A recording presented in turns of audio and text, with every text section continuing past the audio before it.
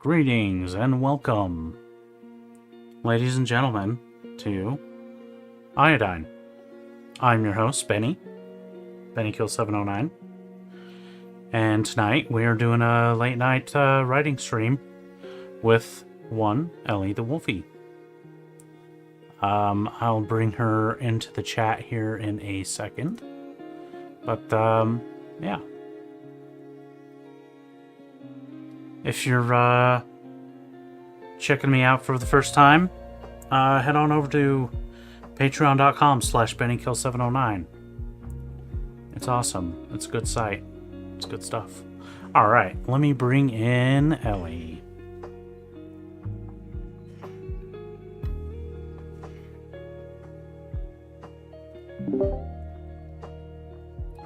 Hello. My microphone doesn't detect me. Hi. Welcome, Ellie. Thank you. Okay. Hi, Lizard. Oh, is Liz already in there? Liz, long time no see. Huzzah! How are you? How are you doing today? Welcome. Welcome to the stream.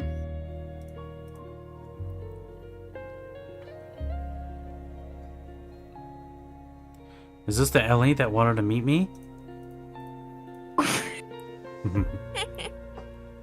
Did Nathan talk to you? Oh, I'm sorry. I didn't thought we would meet like that. Nice to meet you.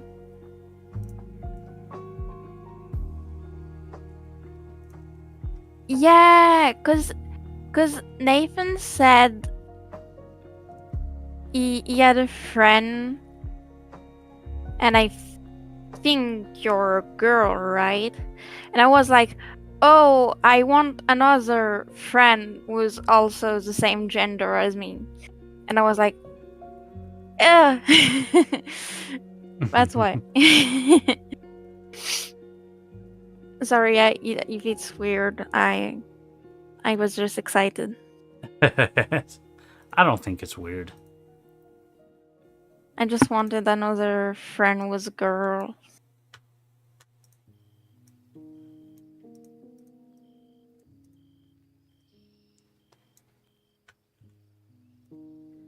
Okay, not good. I don't know what's weird or not. Oh, nice. Nice to meet you. I'll follow you on Twitch. I don't know your Discord though.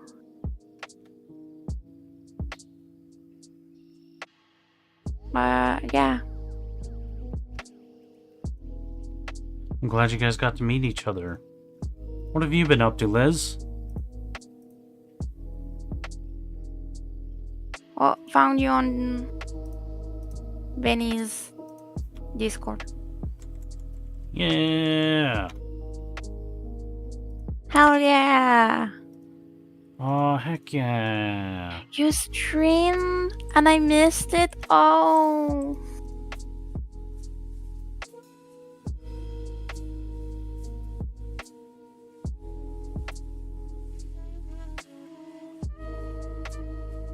Healer A.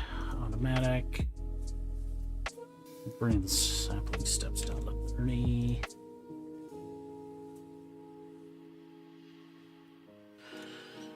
I kinda cut Benny talking to you. How are you?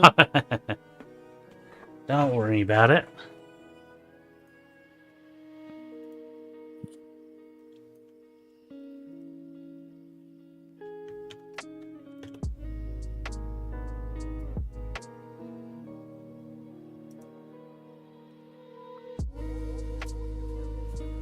Alright.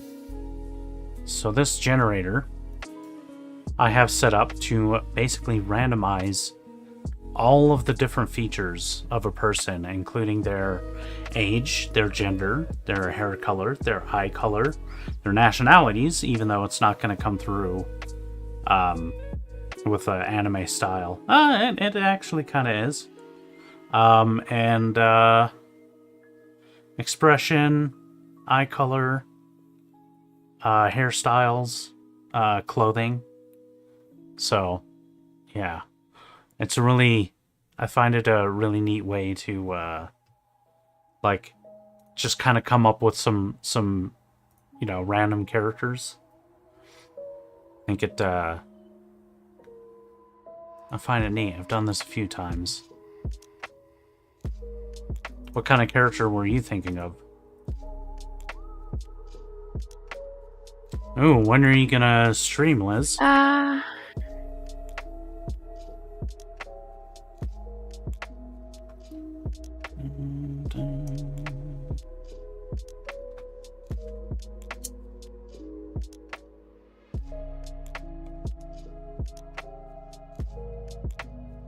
Uh-oh. I think Odie died. What? Oh yeah, Odie. There we go.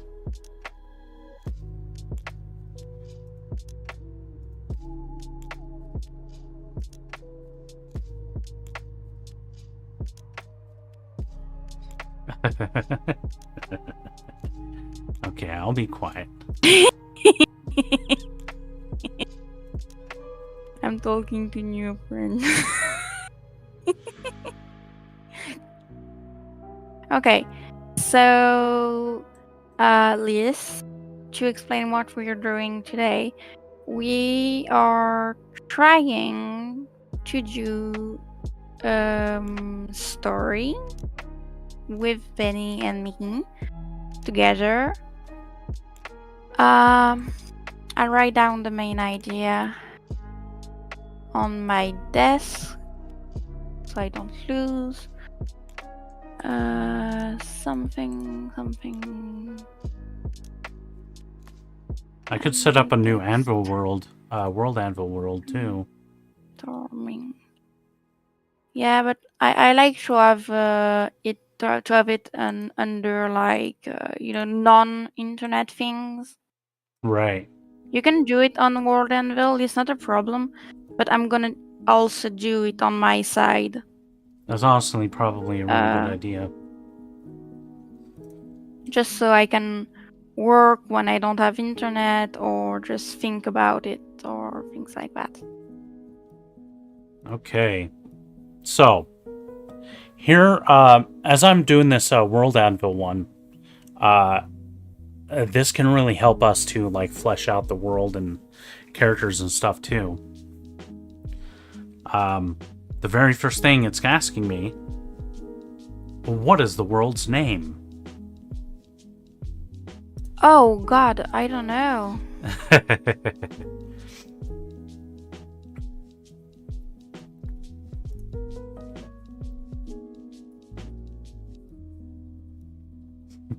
Would you mind if I consulted my oracle? Your oracle? What is that? Chat GPT. Not to make it, you know, to basically suggest like names for the world, which you said you wanted it to be kind of like a mix of like fantasy sci-fi, you know? Like, I thought like maybe there's some kind of technology, but like it's magic technology, you know? Right. Like, you can call, but it's magic. You see what I mean? Yeah, we are in a new world. So... that has a blend of magic and like magic-based technology. Like the technology is based on magic, or is that what you said? Yes. The technologies, most of it would be based on magic. Okay, we are creating a new world that has a blend of magic and magic-based technology. This world, the main character, and I'm going to put in parentheses S, in case we want to add more characters that come in through this way. Main characters end up in this world through some kind of portal.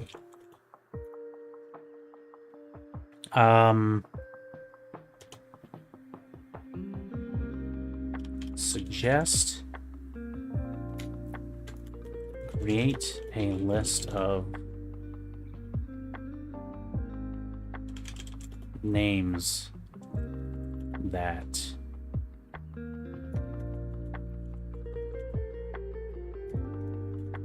inspired by this description. Do we say that it's going to be dark? Like, the character is in a dark place when it starts and they come into this world, right? Yeah, but I think the world can be whimsical. Okay. Yeah. So it's quite different from the character. Is the character going to be going back and forth between this world and the world they come from? I don't think so. Okay.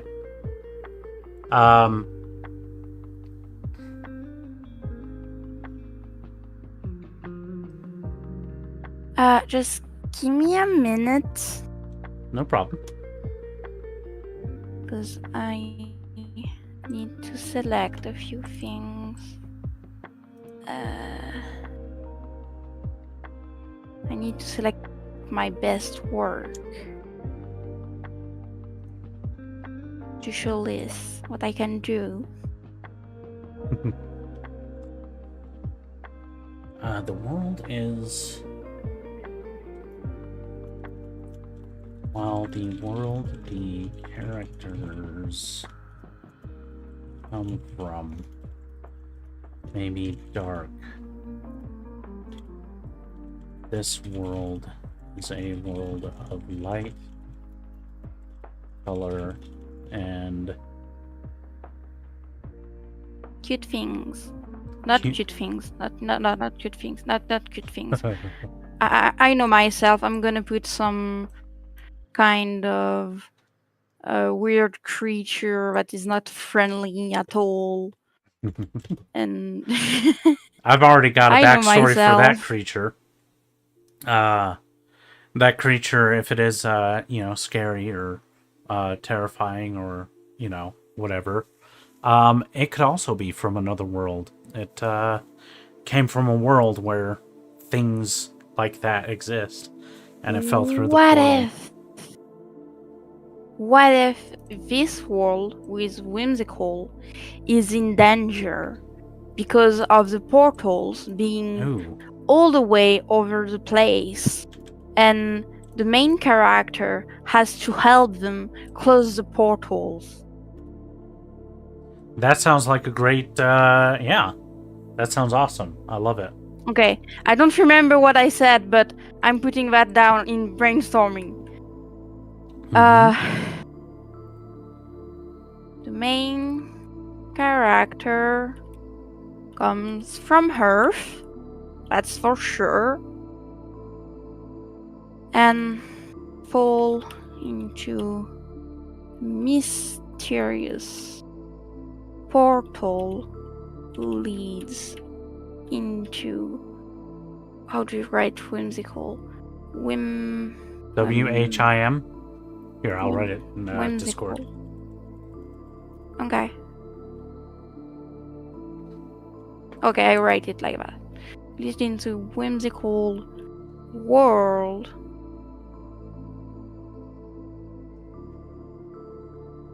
At first, everything is fine. The world is peaceful until the MC learn that portals open in other dimension and bring hostile creatures into the whimsical world. Their new purpose in life is to help the what's it called, the not foreigners, the not the natives, the natives of this world, to close the portals to other dimension. Yeah. Okay, that's a good like main idea.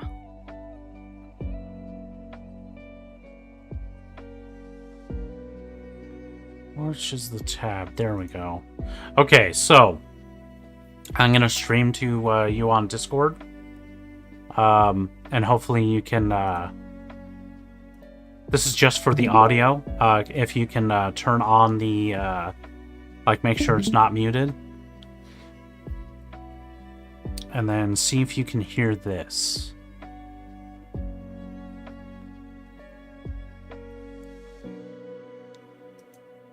Did you hear that?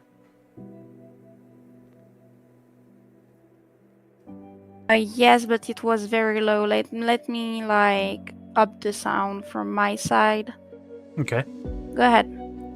I'll open it.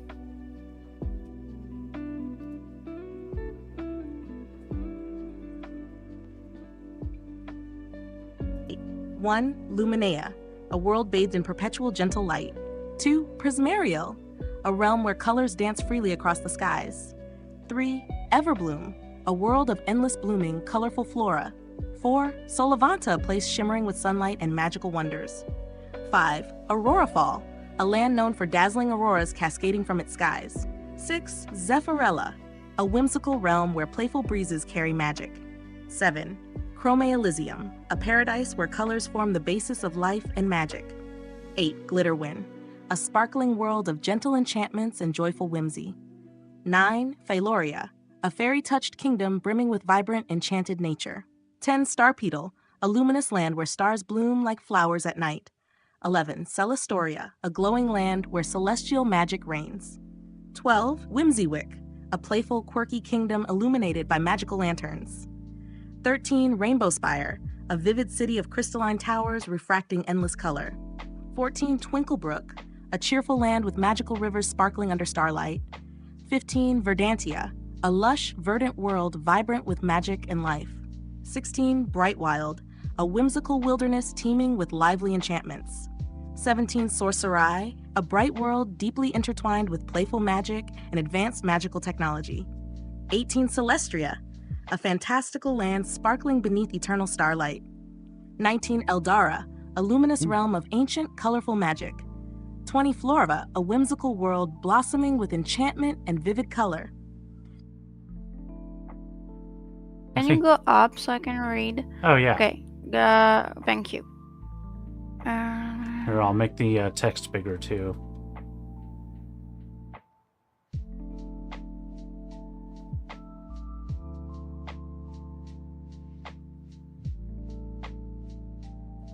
Can you copy paste? Yeah, actually, that's a brilliant idea. Because I need the description to think. Thank you. Just answering someone. Yeah, and don't be afraid. Don't stop talking on my behalf. You guys can do stuff too, you know. But oh, it's okay. I can do multiple thing lists. I don't mind. This one, Eldara, that one kind of speaks to me. Okay, okay, the one I picked is Prismariel, Solavanta, Verdantia, and Eldara. But I have a but to Eldara. What if Eldara is the world, the dimension of the source of the whimsical world, the source of magic? It's like like Oblivion. Like it's it's No. it's like a Material another plane. realm. Yeah, it's like a material where- plane. where? Yeah. I don't know how to explain, but like Eldara would be a material plane where magic comes from into our magic or whimsical world. Yeah. I think that sounds good.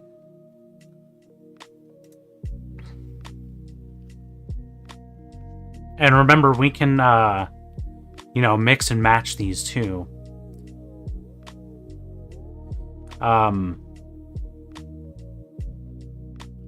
I like the word Zephyr. That's a pretty cool one. Where is it?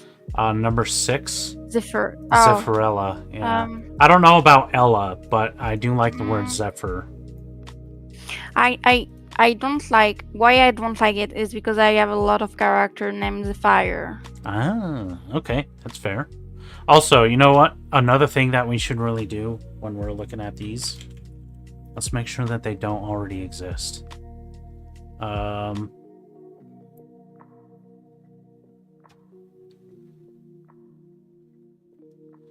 So Eldara, it does exist, but it's like in a bunch of different stuff. So it's not like specifically from one thing, you know? Okay, so Eldara, luminous realm of ancient, colorful magic. It's the material plan. Is it written plan? Plane. Plane. Okay. It's a material plane. Oh wait, no. Of that plane. Plane of all the magic in the whimsical world.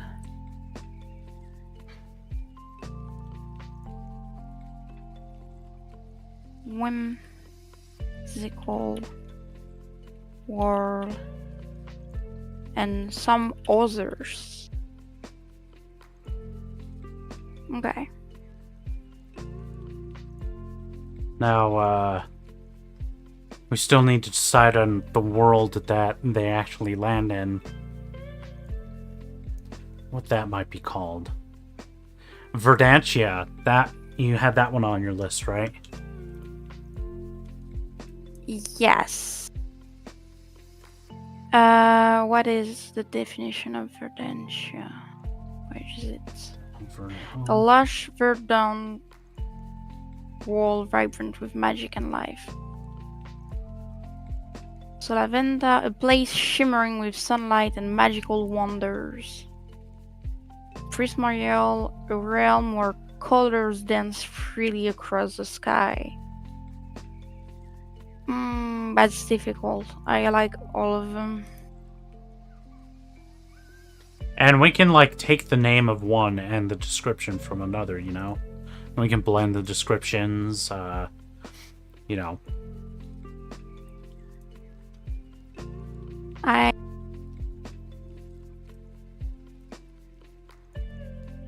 Maybe it's we find another one, and these are places in the world.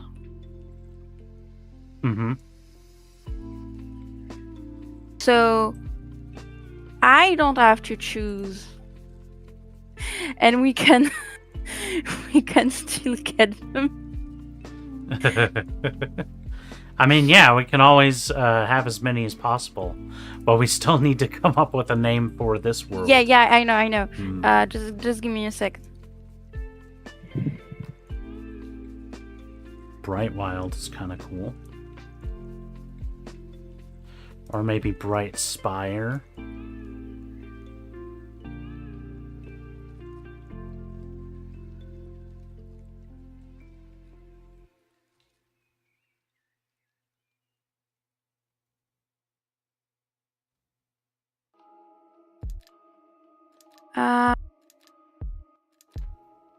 Maybe, let me try.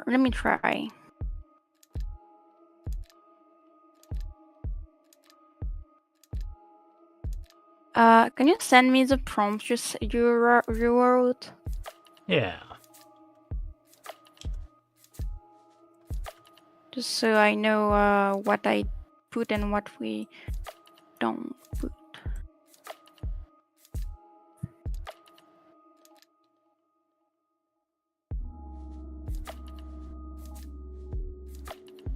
We don't need that information.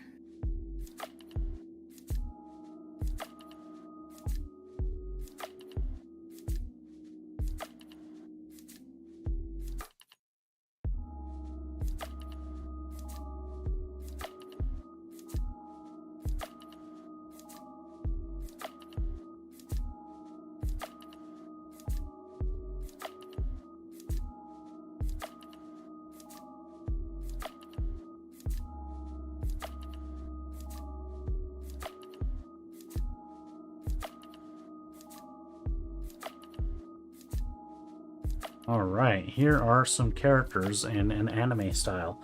I can also do it in a pretty realistic style too, and that will actually be able to capture nationality as well. Like, Okay. it's pretty cool. He proposed to me that. Yes. Ooh. Here, I'm gonna close my streaming again. And I have different things. I have also Ooh. city and region names. Ether. I like the word ether of the second one. Wait, where's ether? Can't see it. It's the second one. Everwin. Yeah. Ether.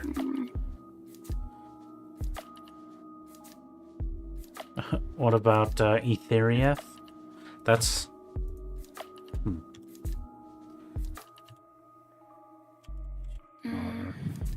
E-E-T-H? That's... the ths in it. Maybe it's too many ths. It's a little complicated to say. Yeah. Iridesca. Ooh. Iridesca. I like that one.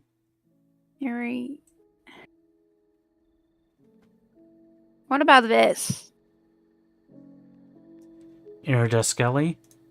Iridescally? Yeah. Yeah. What do you think? I like it. Okay. Let's do it. Putting in. Iridescally is the fuck. name of the world.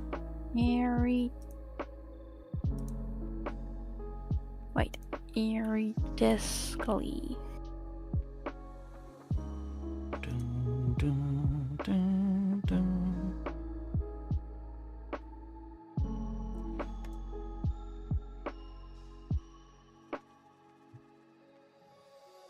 Alright, now World Anvil is gonna go over the world meta.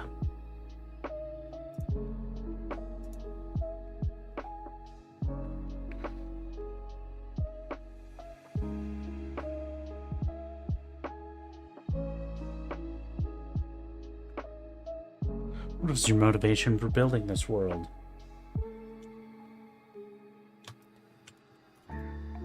Wait, let me go back, wait. Eat something. Okay, so what do we have? The main character comes from Earth, and falls into a mysterious portal who leads into a whimsical world called Iridescally. At first, everything is fine, the world is peaceful until the main character learns that the portals open in other dimensions and bring hostile creatures into Iridescally.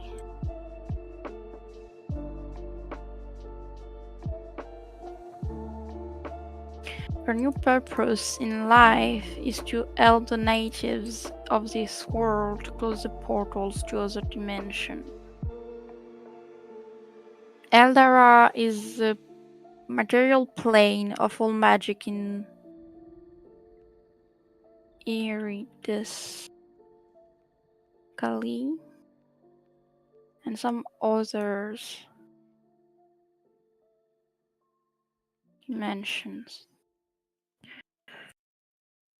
Um.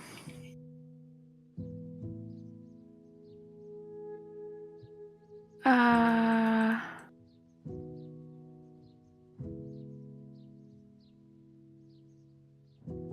I think the description of Prismariel, I really like it.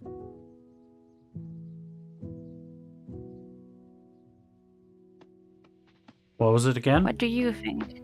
Can you post it in A Discord? realm where colors dance freely across the sky. I like the idea of a rainbow kind of colored sky. Yeah, that would be awesome. Where's the unique selling point? Iridescently. Colors dance freely across the sky. Okay. What do you need? What else do you need in World Anvil? Just like single. There's a couple of things that I put here. It's first asking, and this is in the scope of the world. What is your motivation for building this world? I just said to create something whimsical in an attempt to bring light into the darkness. What are you hoping to get out of it? Friendship and a place of escape from the real world. And this one I'm currently working on. What is the hook or unique selling point of this world? What makes it different?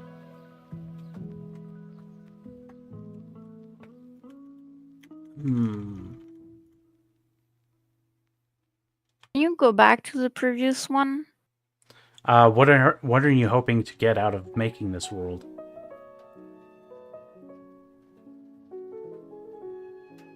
Don't move on your screen. Because I'm on the stream, so I have some delay. Oh, okay.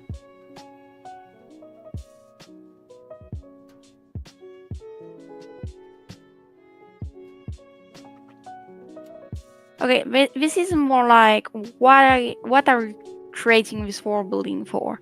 So it would be a short story, I think, and a plane of escape for the real world. Yes, you can add a short story, I think. And create. I'm gonna put short stories plural in it, in case we want to do more. Okay. What is the organics?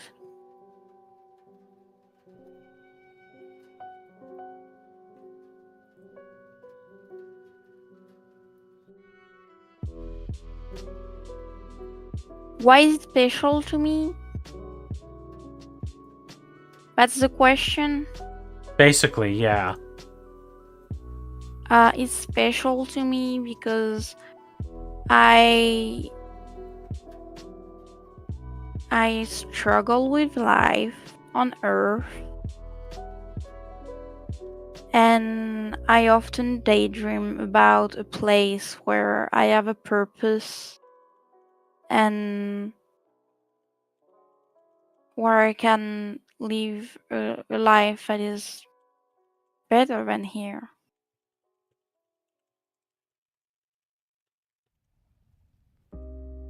Have a place where you can have a purpose and lead a life that is better than where you came from.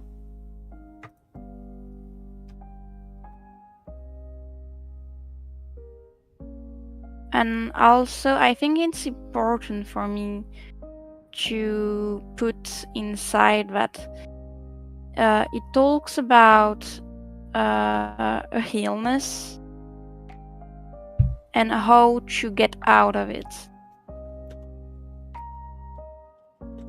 The story deals with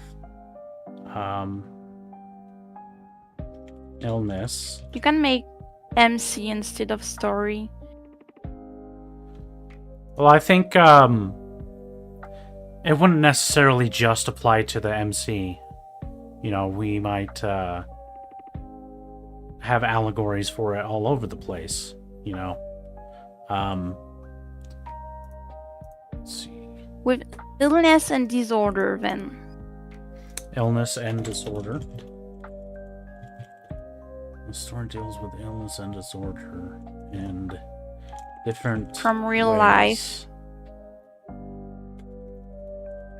Disorder from real life. And ways to, I don't want to say deal with, to respond to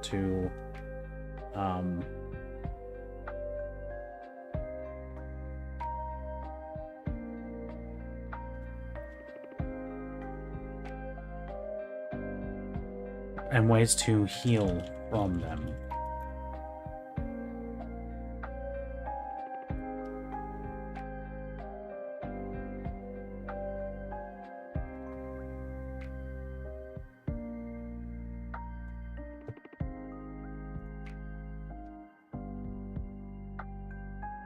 Okay. Next up, we have the theme. What is the genre of the world? That will be, you already put it in the chat, right? Yeah. Do you want? Yeah. It's. I'm just scrolling up here. Let's say, yeah, it's isekai fantasy technology genre. Yeah, that's good enough.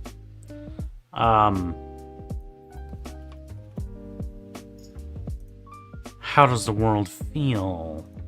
What is the player-reader experience? Like, do you want your world to feel mystical or terrifying, or both?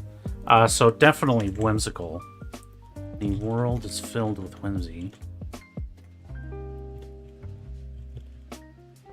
Whimsy. Iridescally. I'm gonna put the name of the world in there. Iridescally. Is filled with whimsy, but is under attack by terror and fear, right? Terror, fear, and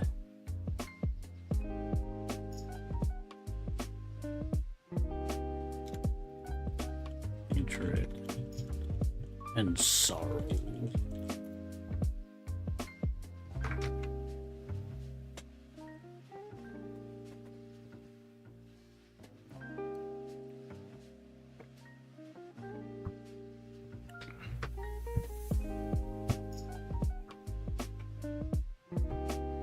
Wait.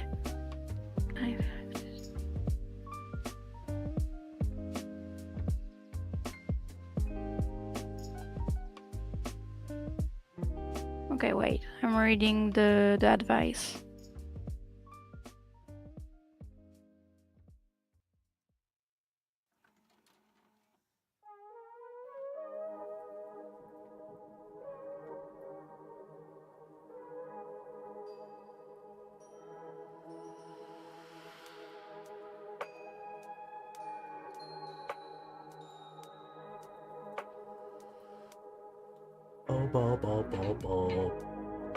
I would add that maybe people living in Iridescally are also peaceful and cheerful and can't defend themselves.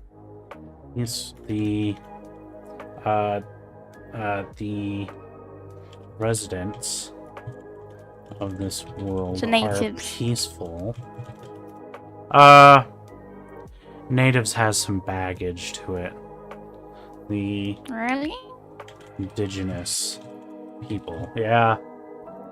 I'm native from France. I don't see the problem.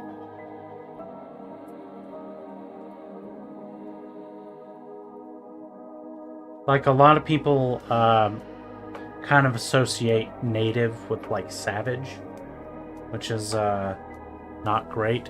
Ah, And in a lot of places, it's in the term indigenous people is more preferential. okay, just let me change that in my notes then.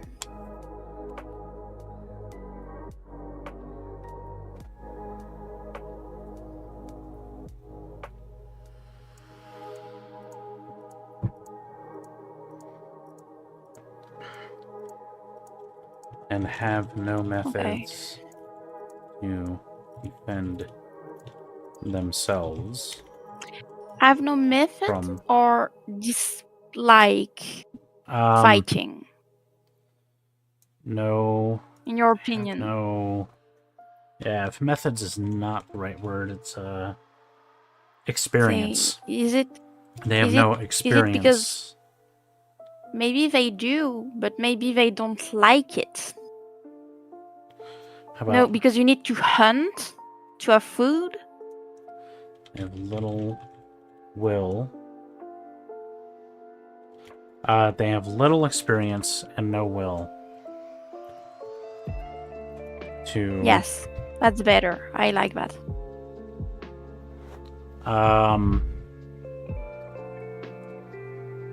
To defend themselves, fight. to fight off, to fight Fight off is better. against the invaders.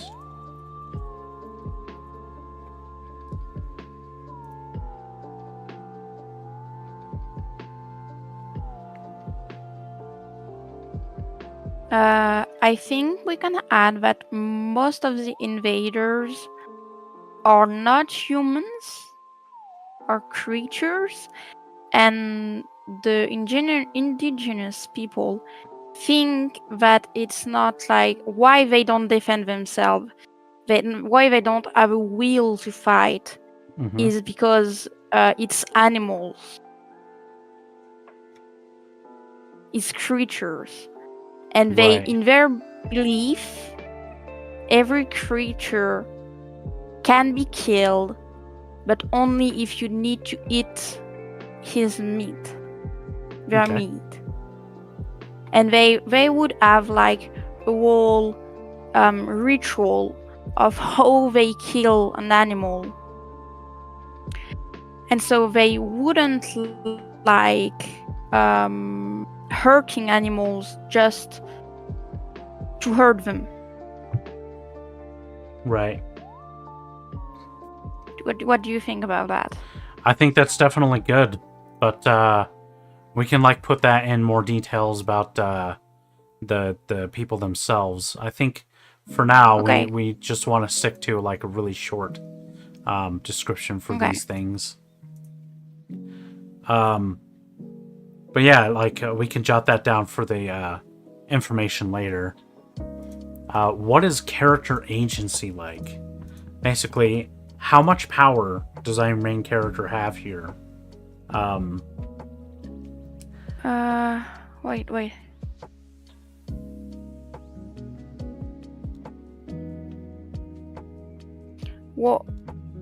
What? Can you repeat, please?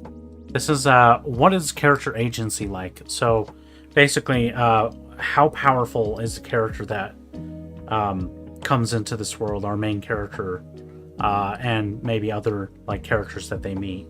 Like I think that the main character would be the more strong-willed and charismatic.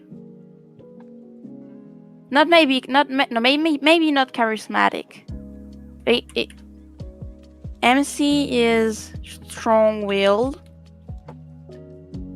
to fight off the invaders. That is the main character. fight. So they want against to the help the people. But I think we can introduce a second character that would be charismatic and help them speak to the indigenous people, Mhm. and try to convince them to fight off, because okay, listen. Main character comes from Earth. Mhm. Second character would come from Iridescally and would be the first person the main character meets.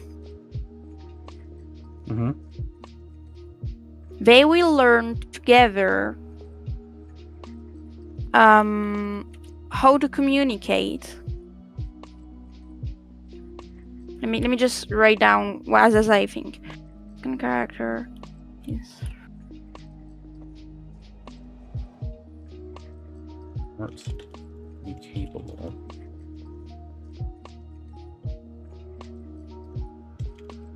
So they learn how to communicate together. MC convince second character to help. No. Second character talks about the issue, and MC finds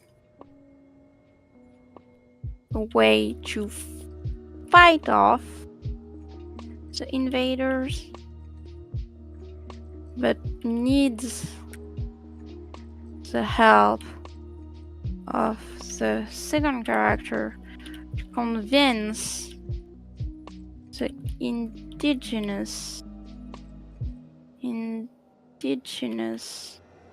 folks. Meanwhile, they both need to find a way to close the portals. What do you think? I think that's pretty good. In this example that it gives, I want the campaign to feel epic, so characters will be able to affect a great deal of change in the world. And that change might be long-lasting. And I feel like that's It's a good pretty definition. Good. Yeah. Yeah. So you said strong will in their fight against the invaders, smart and capable in face of hostility, able to affect wide-ranging change across the world. Okay. Did you put that there was a second character? Not here. Okay. What is the tone of your world?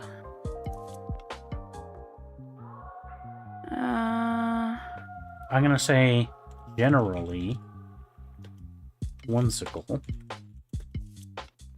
but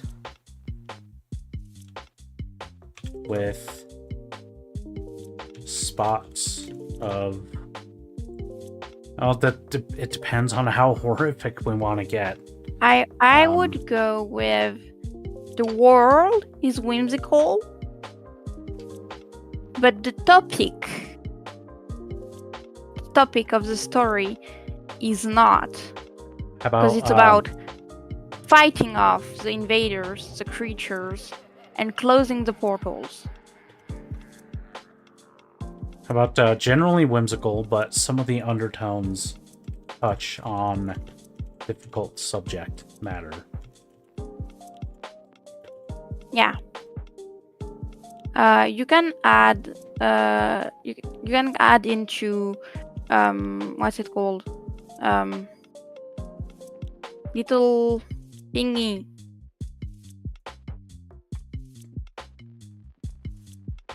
That. What's it called? That's parentheses. Parentheses. You can put in parentheses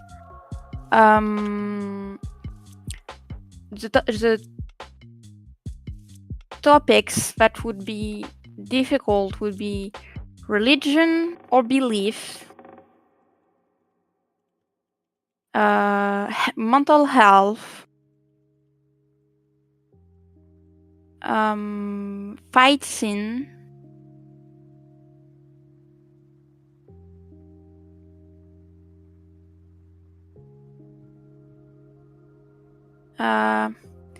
maybe gore. Fighting violence is good. Okay. Because I was thinking that the invaders, the creatures that will come, will be very dark. I'm for it. That's my jam.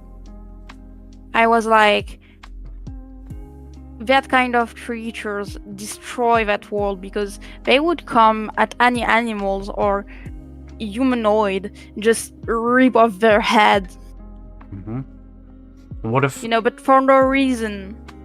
What if most of the creatures that come are like animals that are hunting or, maybe just enjoy doing the violence or whatever, but there are some or another one creature that is intelligent and is still terrifying and does things, goes even further than that. Idea. After some time fighting off the creatures, they meet the third character, which is a creature from a different dimension, but not what's it called? Not hunger drived or hunger drived. Someone would be like intelligent or something. Right. I don't know how to say that.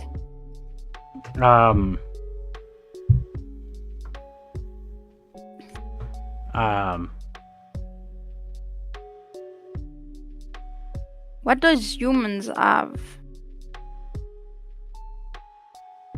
I mean, we have the capacity to intelligence. think. Yeah. The will. We have will. We have free will. Mm-hmm.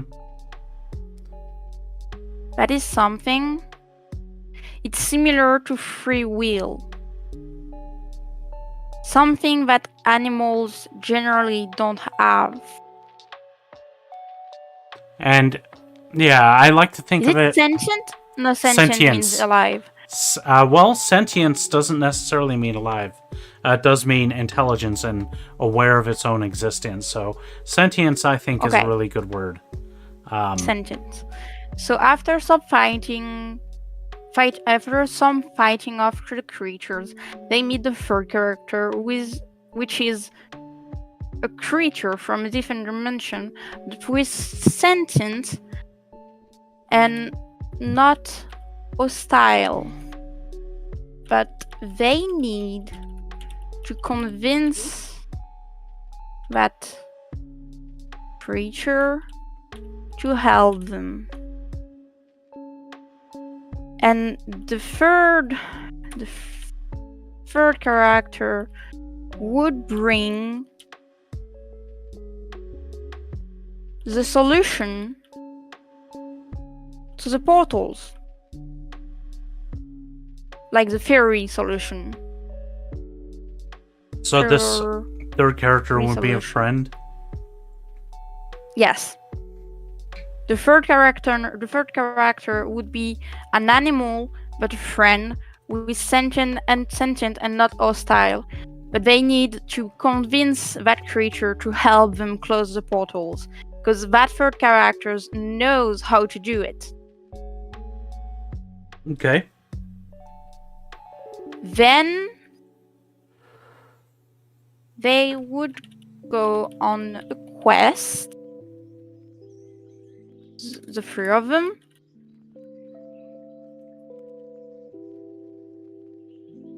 to find the way to close the portals to dangerous dimensions. Then they would go on a quest, the three of them, to find a way to close the portals to dangerous dimensions. Yeah. Yes. I like that brainstorming. What if I like writing. Go ahead. Go ahead. What if this third character, while the character himself or themselves is good and wants to help the other two characters, help our gang, what if the other people that this character, like, what if their people actually wants to, like, wants to invade this place? Yeah. What if they're not? Oh. What if they're not all nice? What if his people actually kind of want to harvest this place? Just a theory, okay? Mm-hmm. Maybe the third character, who is a creator, is sentient, but not hostile, unlike his other folks. Mm-hmm.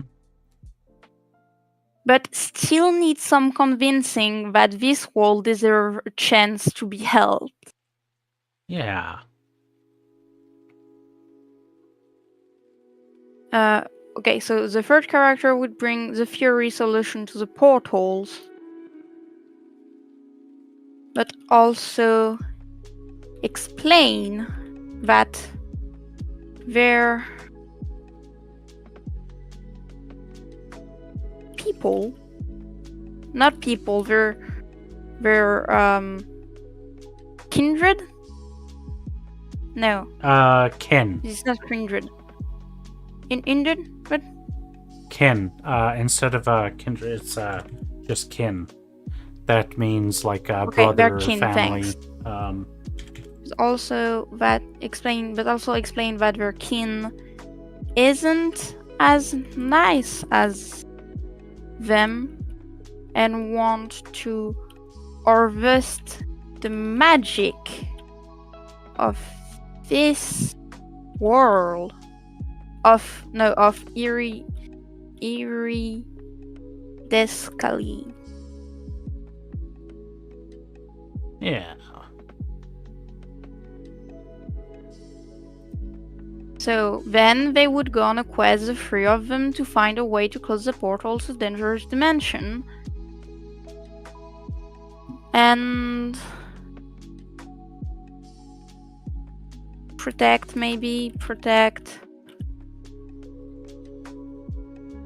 indigenous folks.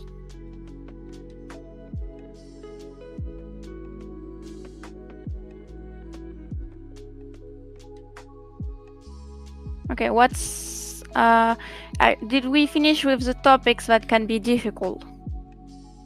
I think so. I added after mental health, self-harm. Okay.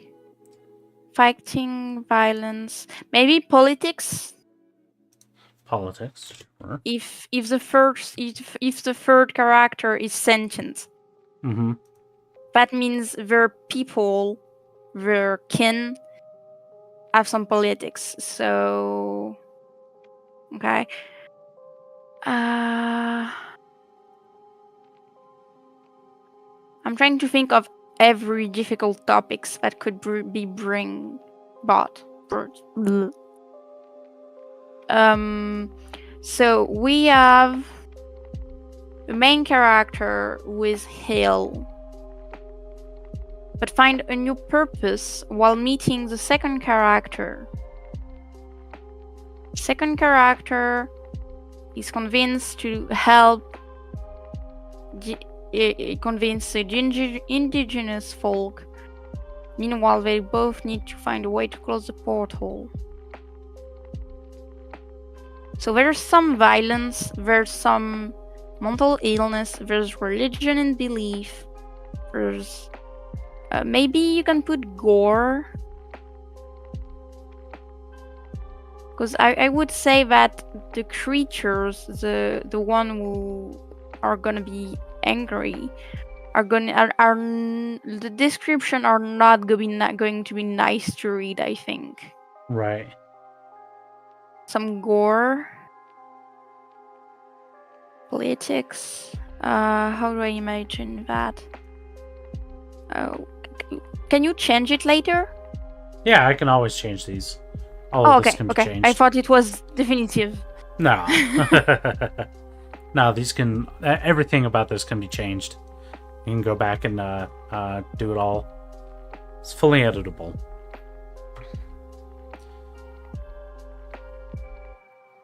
Okay, some of the recurring themes that reinforce the genre, tone, and feel of your world. Hope, friendship, survival. I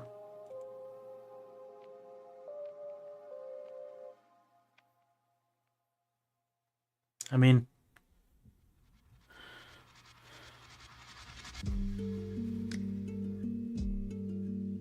Can you hear me? I can now, yeah. Okay.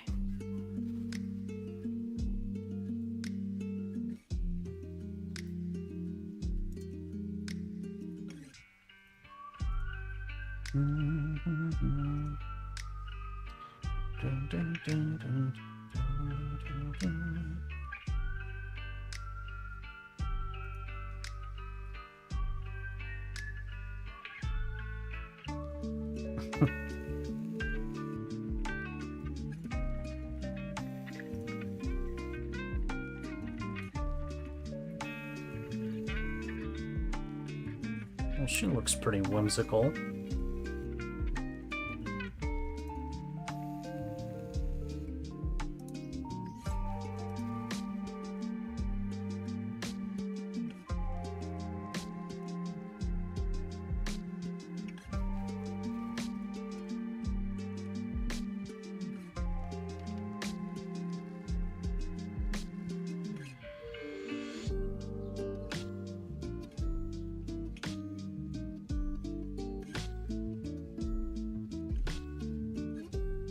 Give me a minute. No problem. Giving Liz a lurk. Oh, is Liz on? Yeah. She asked when was the best time for me, and I said in the morning. But I said I'm writing, but I said I would lurk. Still give her a lurk.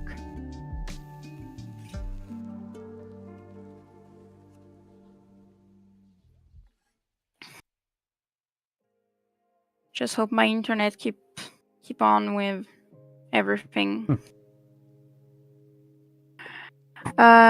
So what are the recurring themes which reinforce the genre, tone, and feel?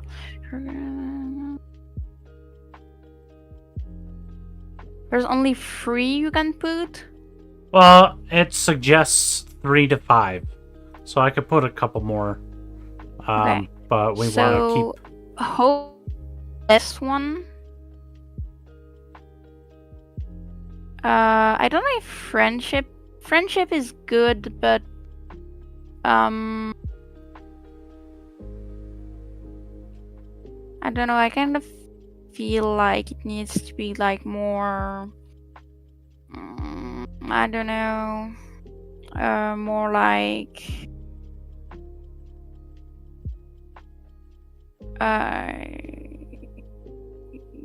Accepting stranger. Acceptance? I like the word acceptance. Okay. You can put friendship / acceptance. Yeah. I think the two go together.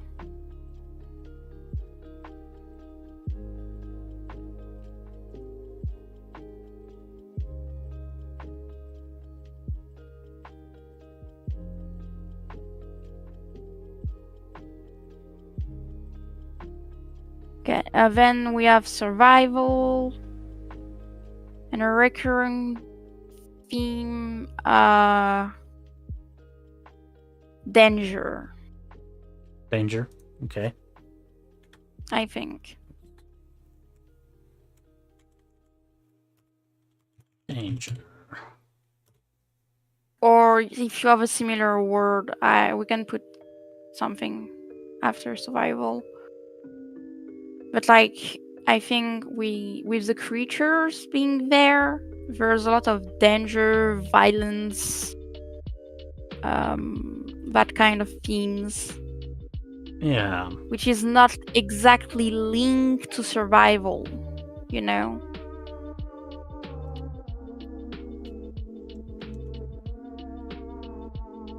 Danger, violence.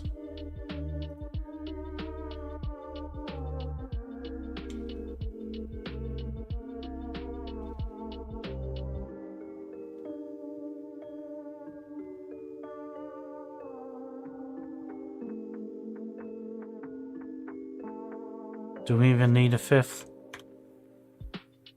No, we don't. Okay. Next up, the focus.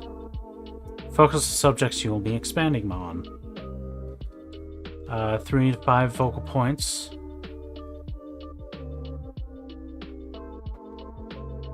Samples might Just, include this list. let me think.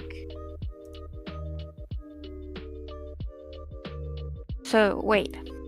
What? Okay, examples might include first focus. The first focus would be either survival or diplomacy. Survival. Diplomacy.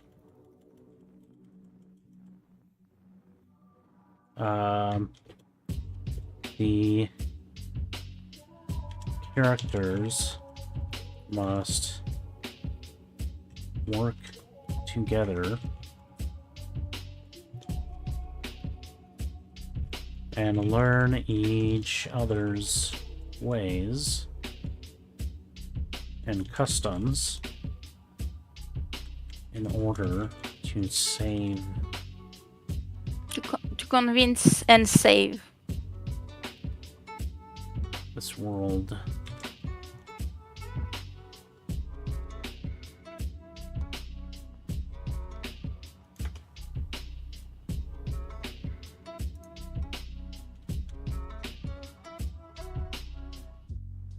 I would add that they need to convince the folks of the Okay. world. It's the indigenous.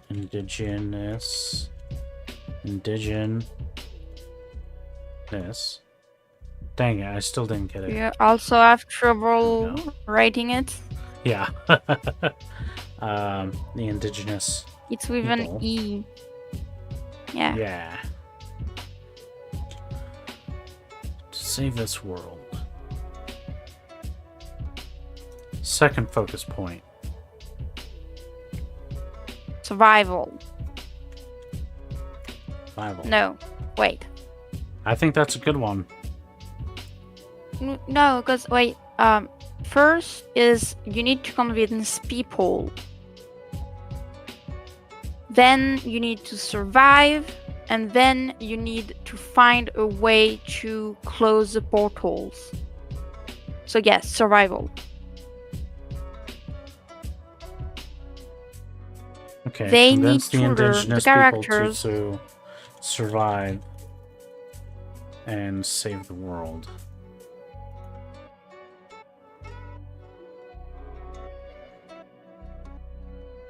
You can put survival, and I think in survival you can put like the characters need to learn how to navigate into the world with dangerous predators. World filled with dangerude. Predators.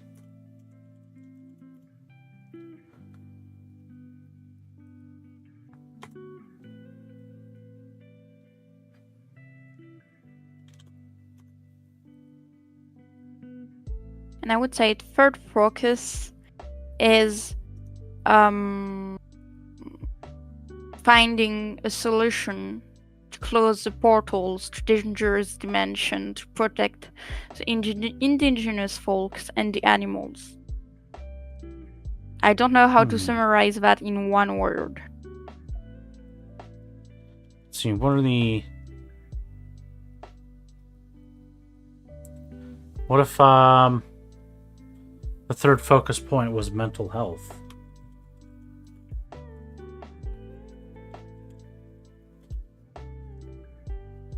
How is it linked to their quests? It doesn't necessarily have to be, the quest, but it could be a focus of the story, you know, Oh, okay.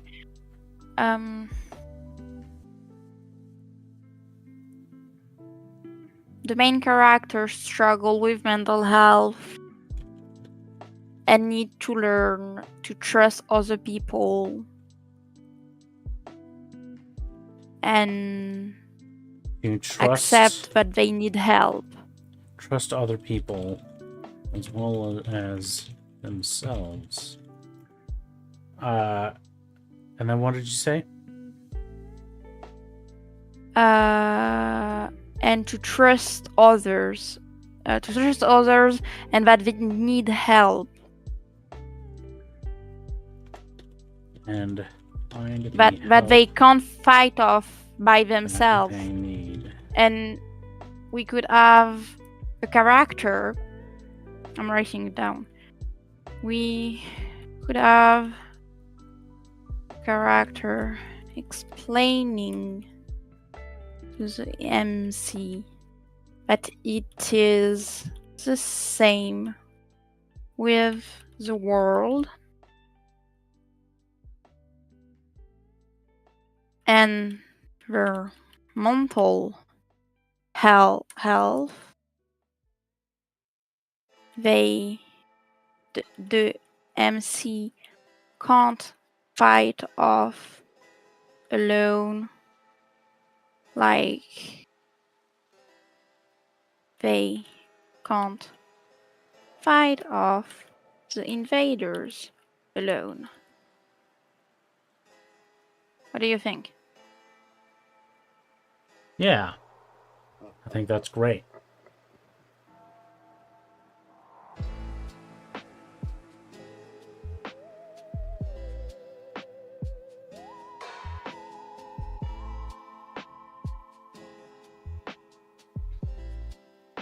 Okay, good. What's next?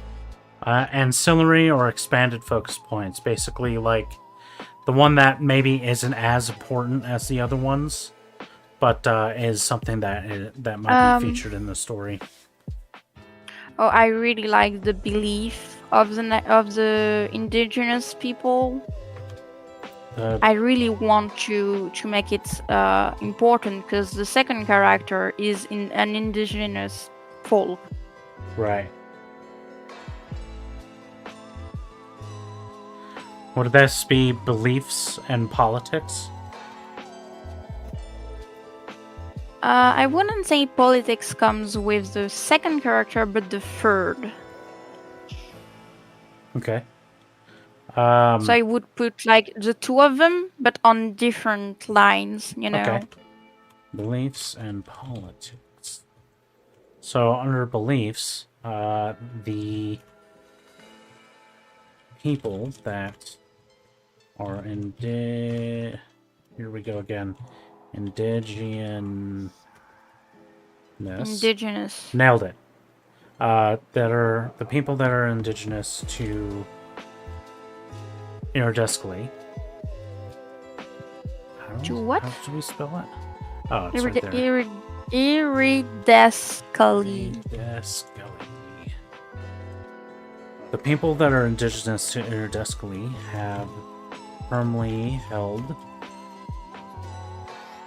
beliefs that the other... the...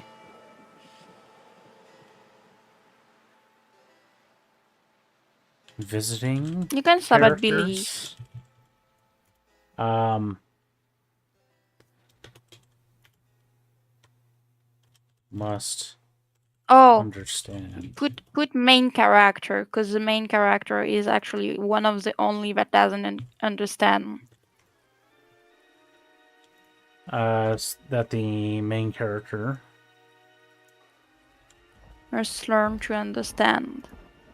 Yeah. Okay.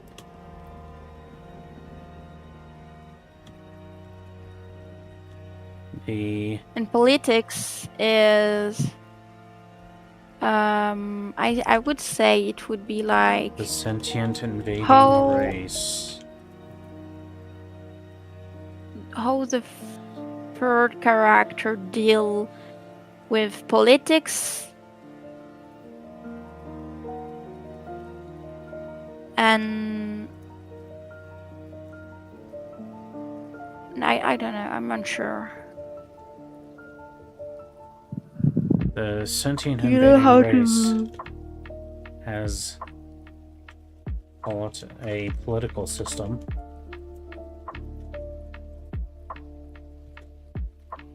that the main characters again must learn and understand.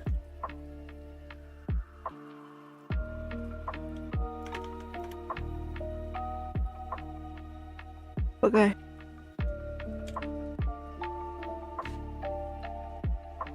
What do you think? Does that sound good?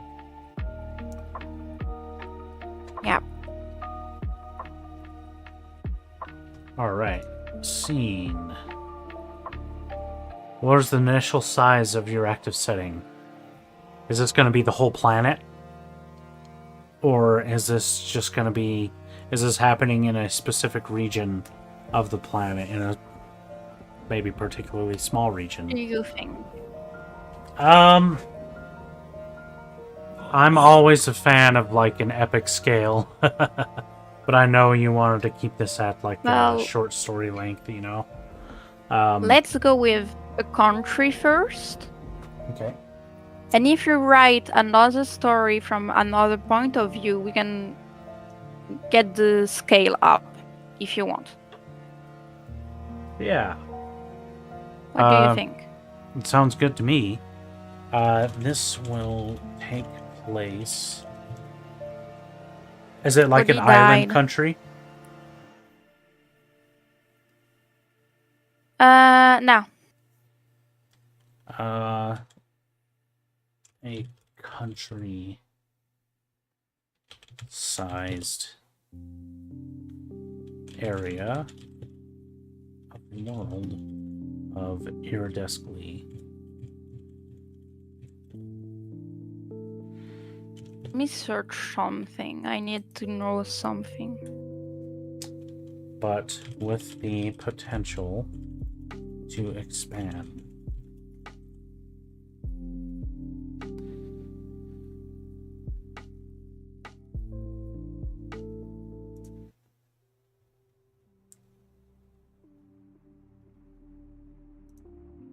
What are the fundamental differences in the natural laws of your world compared to Earth?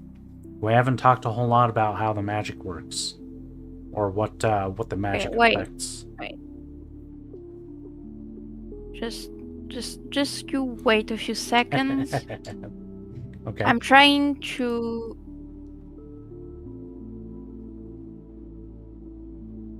understand how big the country would be.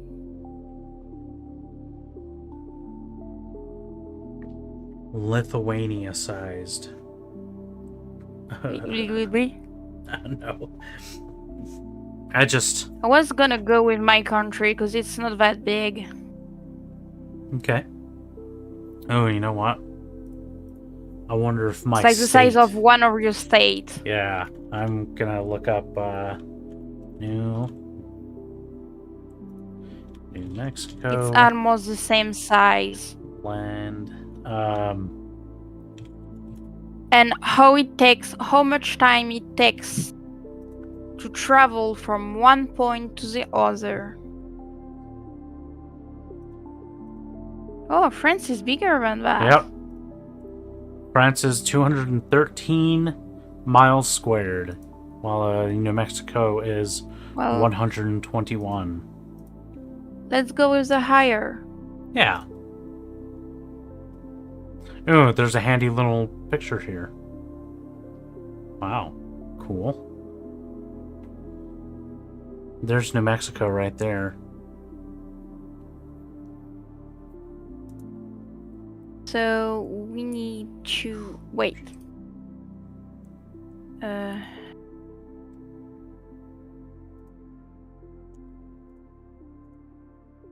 Let's say we go from there to there. There.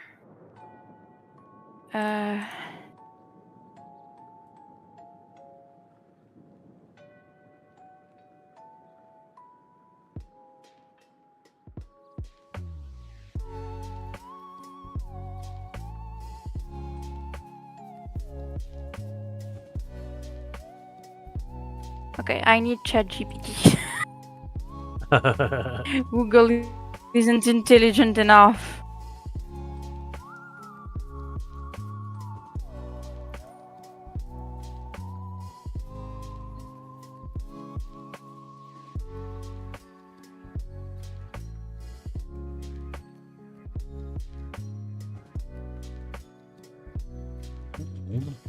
It's called You're a Desk Lady.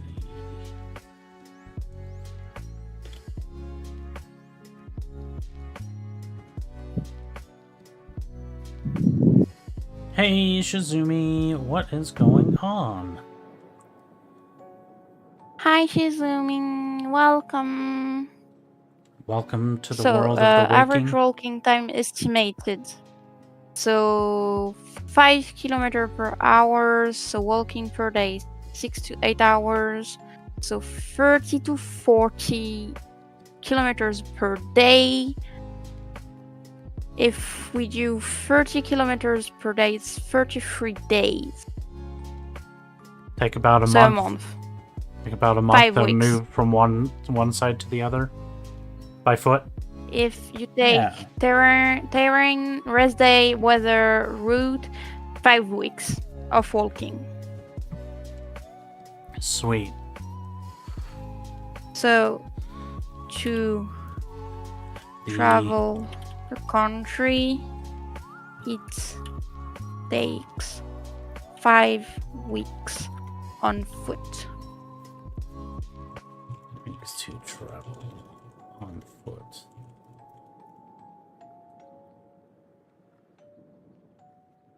I'm doing fine, Shizumi. Yeah, I'm doing all right too.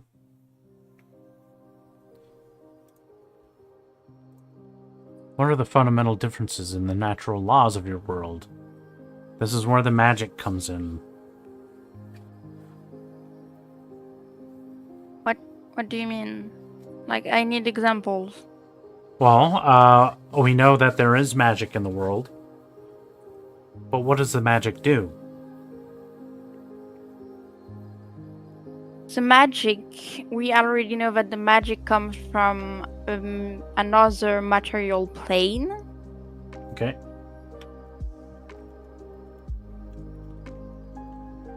With... Oh. My Discord disconnected. Oh, did it? Yeah. But it's back.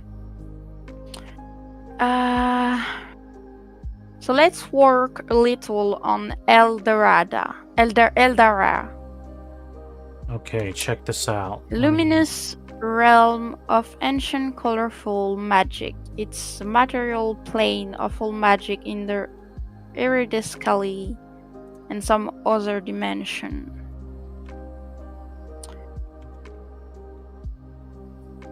So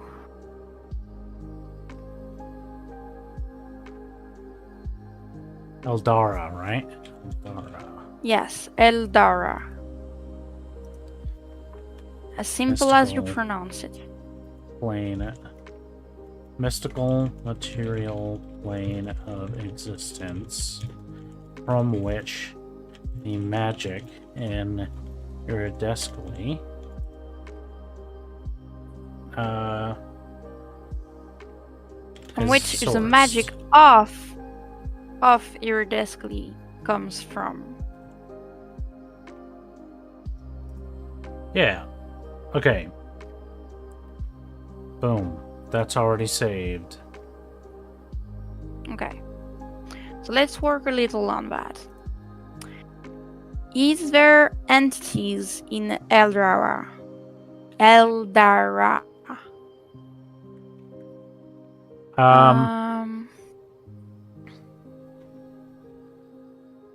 A being that exists as magic itself.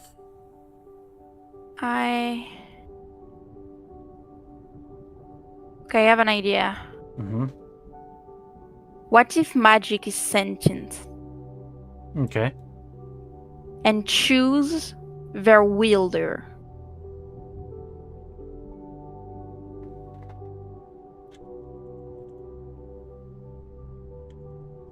So the entities, I'm just explaining, you tell me what you think about that after. So entities from Eldara are magic itself with sentient and choose their wielder.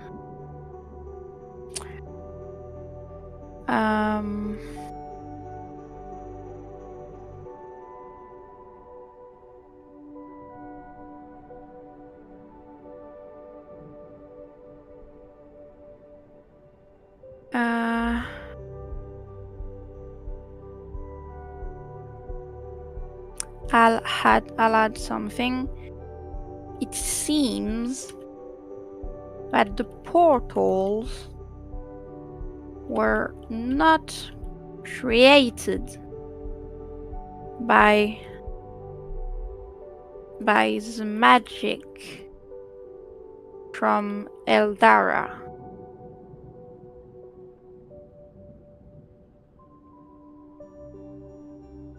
By the entities from Eldara. The entities from Eldara. Which means another entity. I would say, let's say, another entity with sentience, also like magic, another type of magic. Another entity.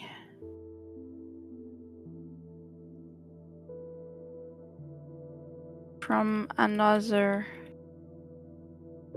material plane is at work. What do you think? That all sounds good to me. Okay.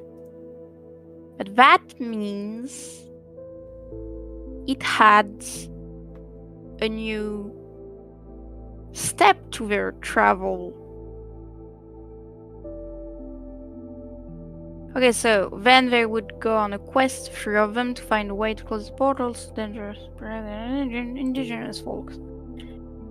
They would discover that it's not coming from Eldara and meet one of the wielder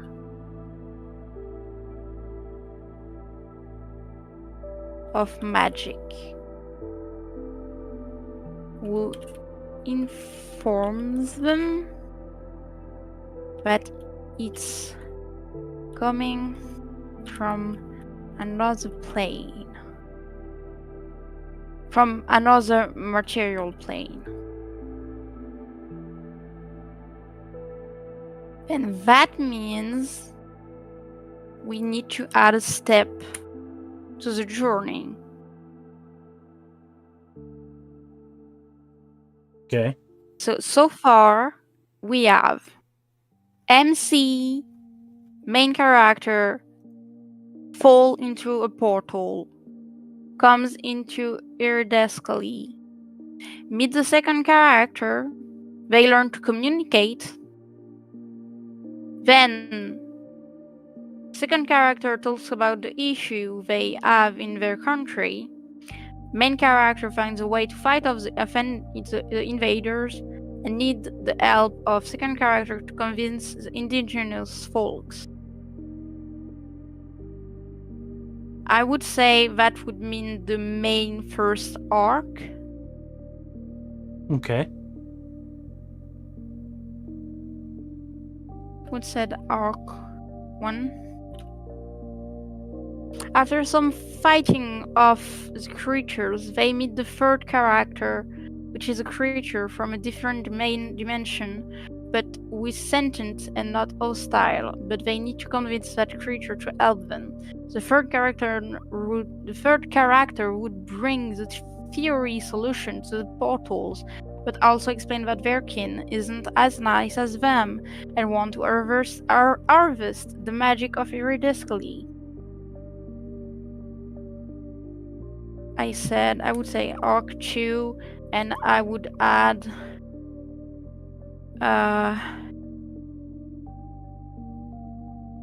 they need to find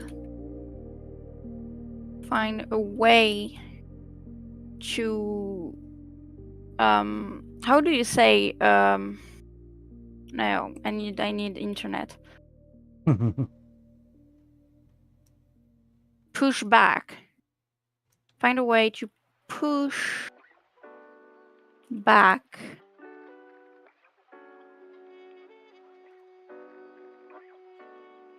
the sentient invaders.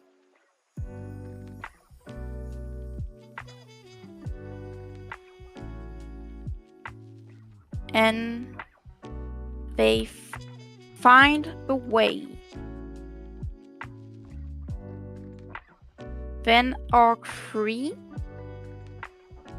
Then they would go on a quest, the three of them, to find a way to close the portals to dangerous dimension and protect the indigenous folks. They would discover that it's not coming from Eldera, and meet one of the wielder of magic, who informs them that it's coming from another material plane.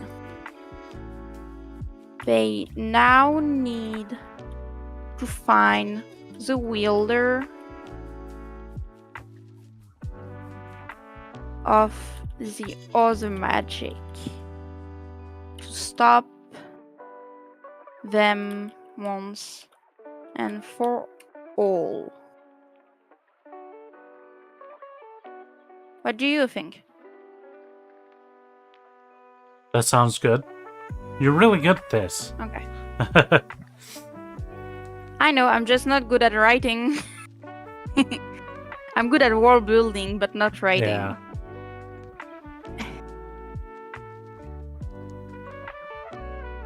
So, okay, we can go back to the magic.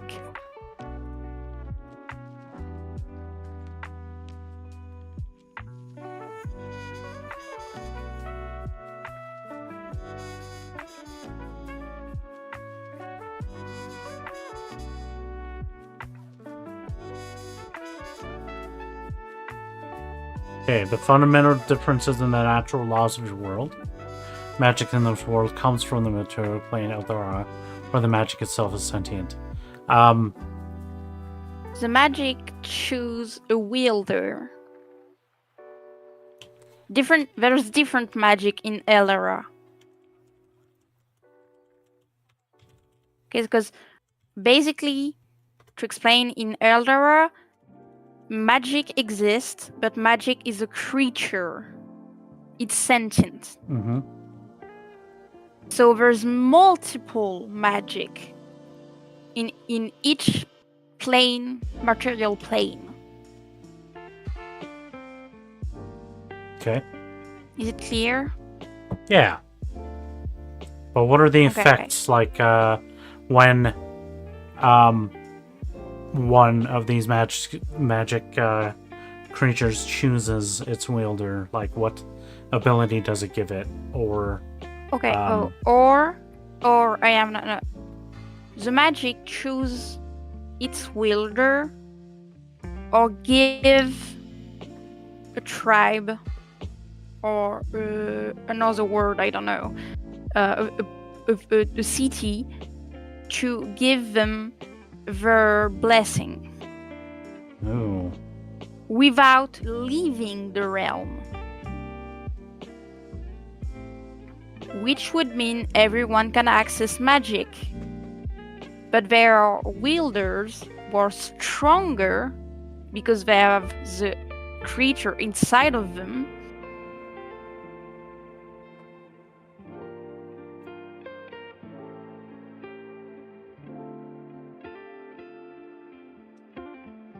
Do you understand? yeah. I'm just thinking about like a town or a citywide, like it giving the magic to them. What if they do like a crazy cool ritual, like a That's huge gathering? where the belief comes in. Yeah, a huge gathering where they pray and they maybe sing and chant and basically have a celebration. That would be so cool. Yeah, and this Okay. celebration summons a bunch of the magic creatures, and it has some certain effect. Like maybe it. I mean, we can just go back to what we actually did this stuff for, to bless our crops and bless our farms and animals. Okay, so some of the magic from Eldera don't leave the material plane, but gives their blessings on some group of indigenous folks from Iridescally, which mean everyone in the group can access small amount of magic, but the true people who can use real magic are the wielders. What do you think of that? Yeah.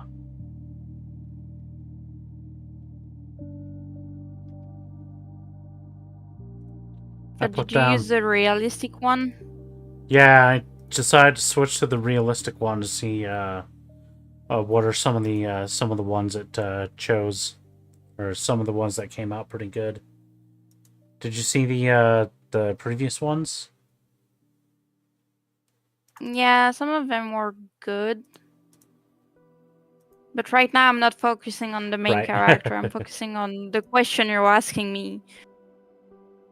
I have magic in the world comes from another material plane, Eldara, where magic itself is sentient. Wait.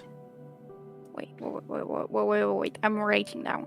For a group to earn the blessing of magic, they need to follow some belief and participate in what would you call that? Not rituals, but like not parties either. It's like religious party.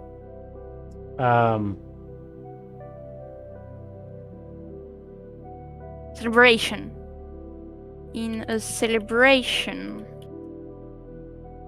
of the magic and their gifts, including dancing, singing, fruits offering,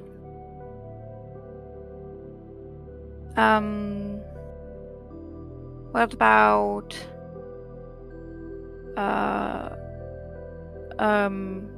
precious stones offering? What else do you want to include in the celebration of the magic and their gifts? They dance, they sing, they offer fruits, eventually precious stones that they can find.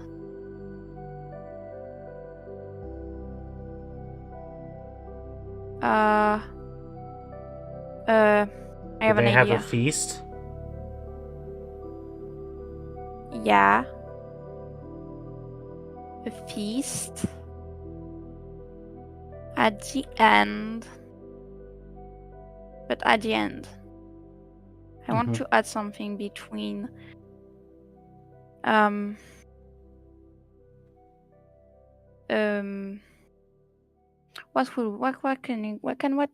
can we call it? I was thinking of someone, not a sacrifice, not this, but like literally someone who would be like a king or queen just for the celebration and would guide everyone. Who would like a guide priest. everybody? A guide? A guide. No, and it needs a fancier name. I feel like there's one right on the tip of my tongue.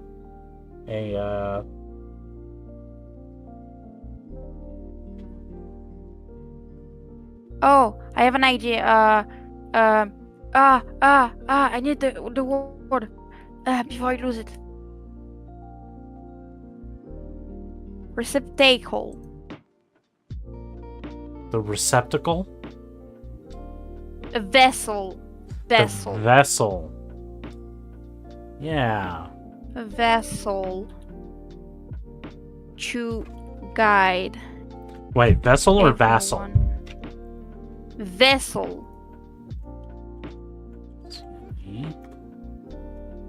Guide everyone, and who will receive the magic first. And that is why they're a vessel. It's because they... no, a vessel, Benny, vessel. V-E-S-S-L-E-E-L.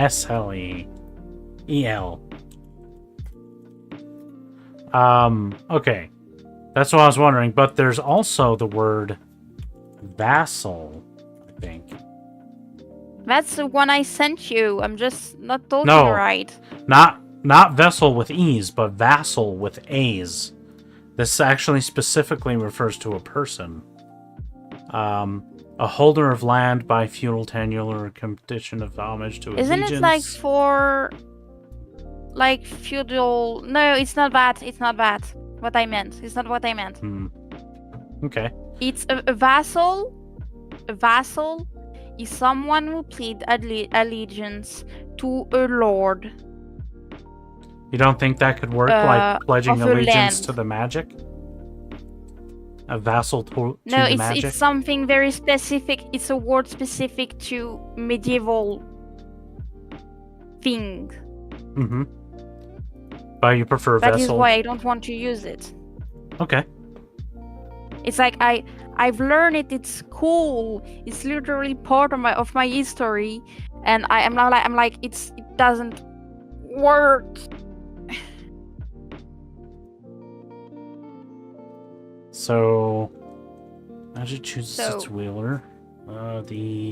For a group to earn the blessing of magic, they need to follow some belief and participate in the celebration of the magic and their gifts, including dancing, singing, fruits offering, precious stones offering, a vessel to guide everyone who will receive the magic first, and a feast at the end.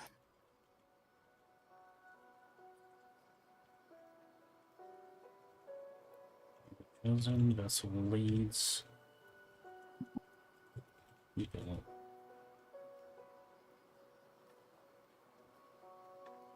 Yeah, as the chosen vessel, it's good. The chosen vessel guides the people.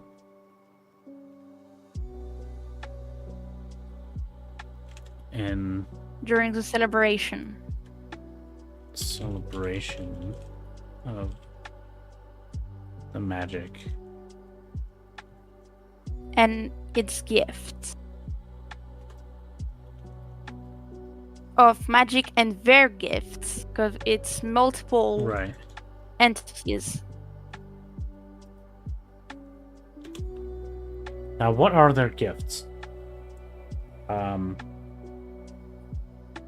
Okay, okay, we can work on that. Let me just Eldara magic sentient. Okay. Let's do their gift depends on,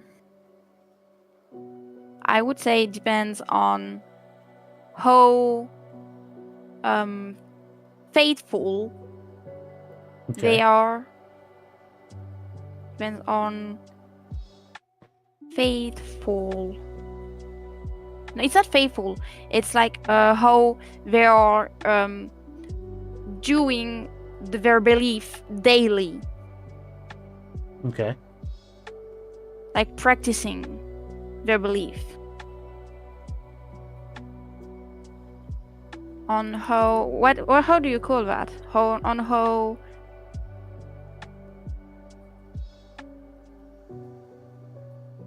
is it faithful? I think faithful works. Okay. Their gift depends on how faithful the group has been. And on which magic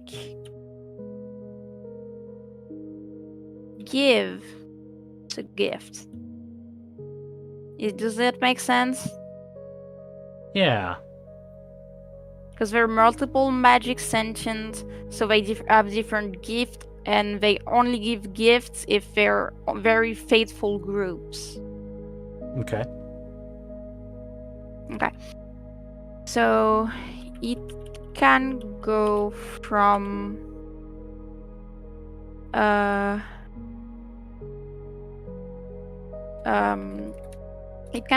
it start with the ability to use magic, little magic.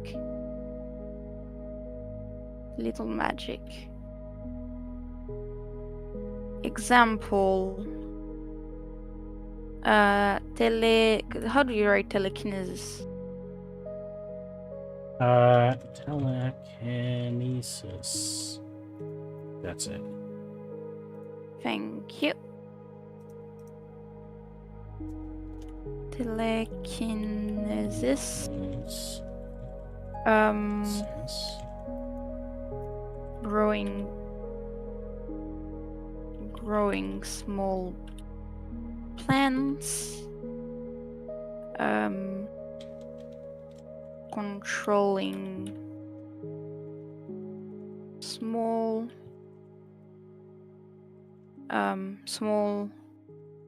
amount of water. Telekinesis on small objects. Growing so small plants, controlling small amount of water. The ability to use an object to communicate with someone far away. Not far away. Someone, I don't know how many in a circle. If you need to draw a circle, let's say a group can communicate with a group from the same region. Is this using like an item?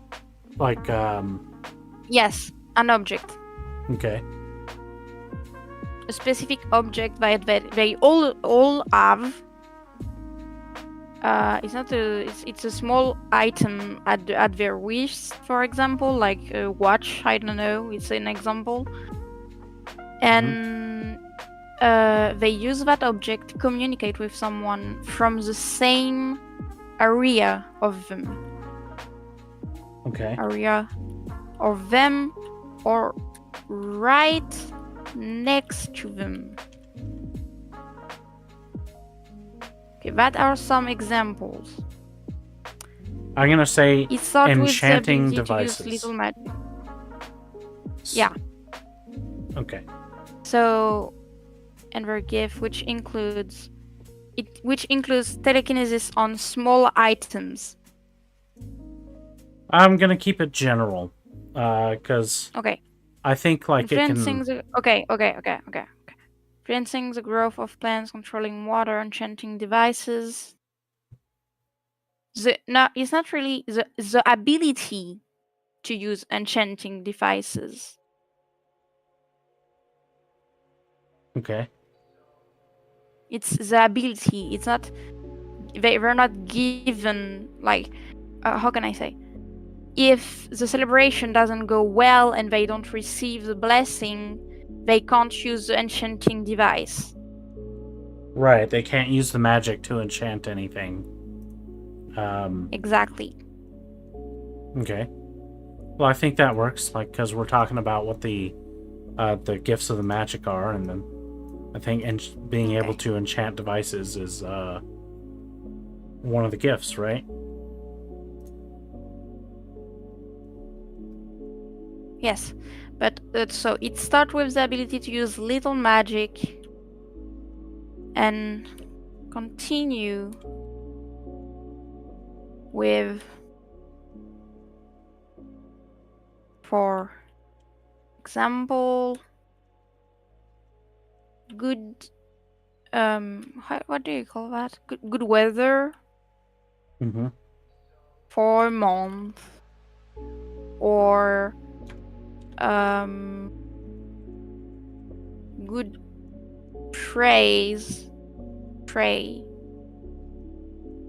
pray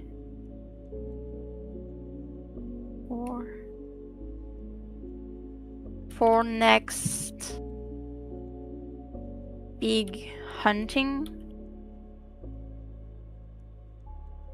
that kind of things.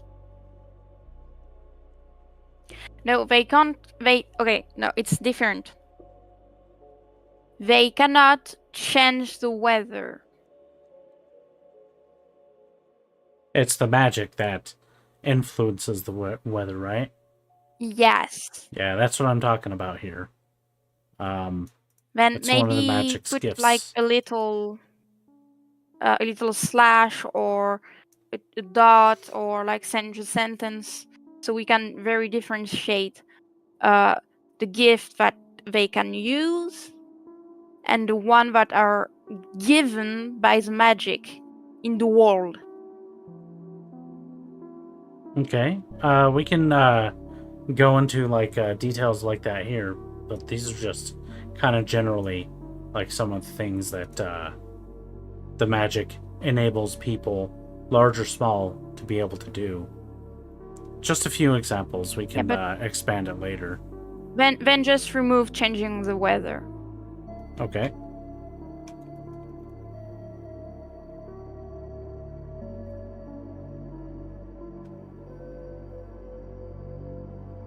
And you can put the dot there. All right. That's their gift. Mm-hmm. And their blessing would be good weather for a month or a big prey for next hunting.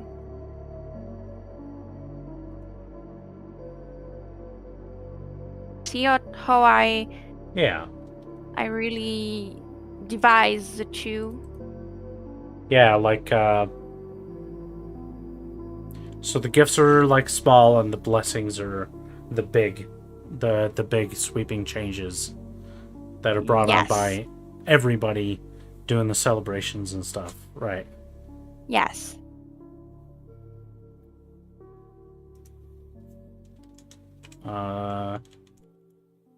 In celebration You can with put a magic dot. and their gifts. And Oh, you're writing. blessings.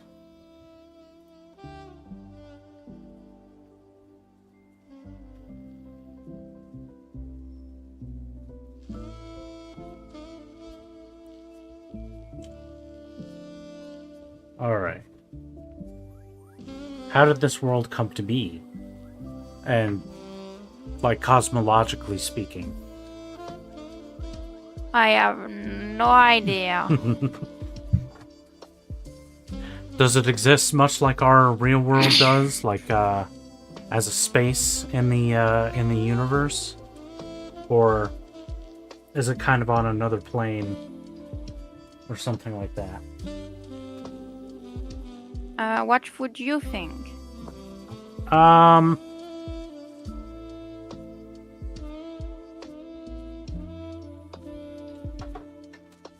I wonder. So far, it's been mainly me talking, so I want your opinion. I have an idea. So Okay.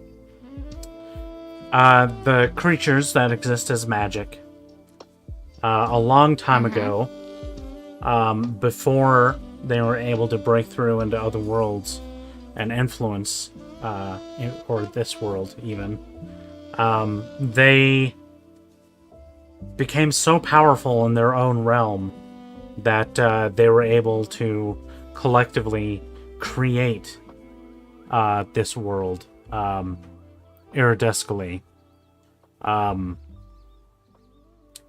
So And yeah, it would explain how Eldara give magic to iridescently, but some other dimension. right, exactly. I just barely Hi, caught. Danity. Yeah, I just barely caught him when you mentioned that. A white wild plumber Italian spotted plumber. in the background. Yeah. Hope you all are doing all right this morning. Yes, thank Doing you. great. And you?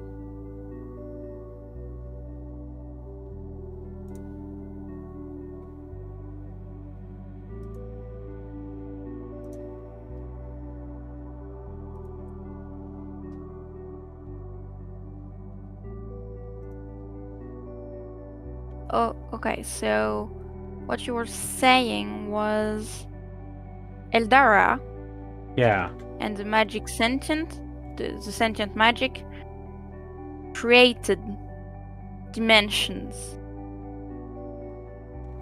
Created iridescently. And, possibly some other like places too.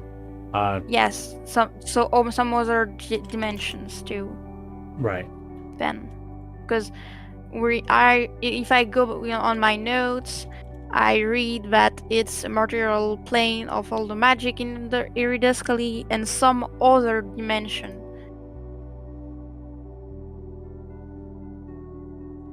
So yeah, the creatures from Eldara created iridescently and other dimensions.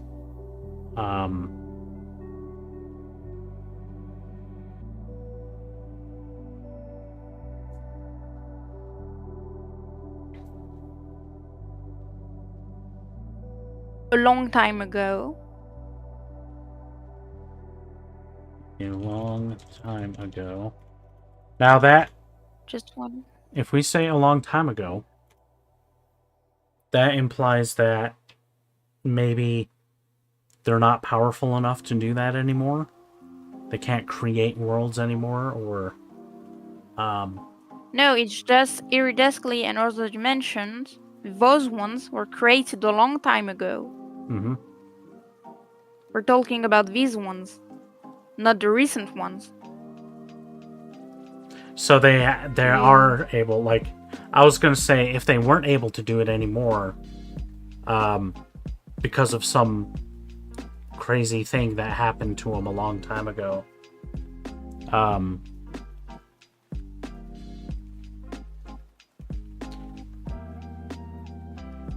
but you're saying they can still make other dimensions, but we're just not focused on those ones right now.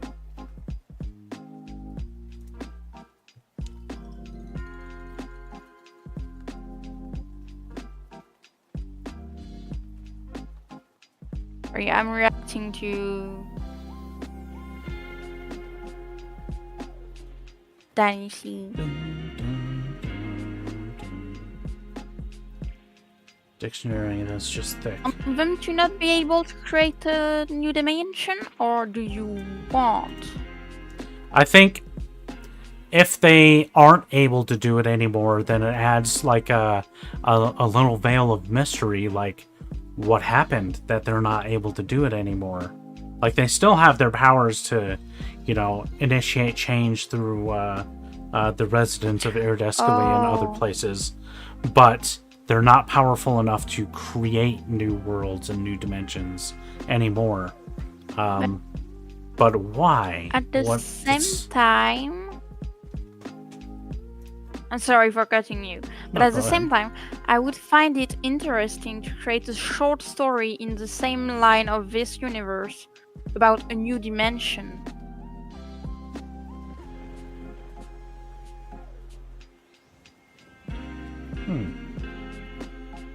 Say that again? What if this world building for that short story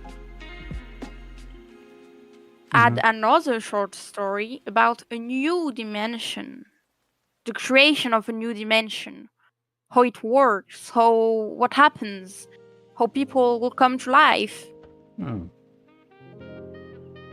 That could be interesting. Yeah. I really like that. I like that idea.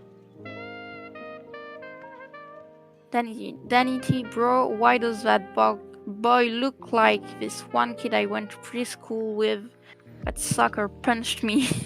Don't worry, it wasn't mean. We were both dumb and did it as a dare. I have no clue what we were doing. True, it's... Sometimes we're a bit dumb.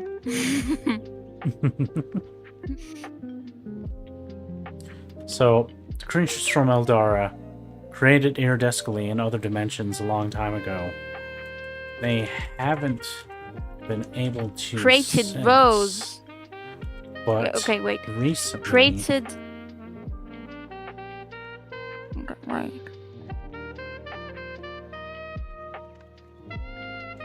Okay, I'm letting you type. I'm waiting for you. but are growing in power again.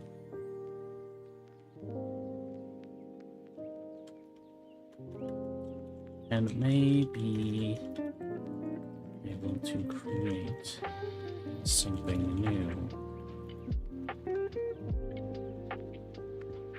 And that like leaves it open for them to maybe through the progress of the story, they're able to. Can you send it to me, please?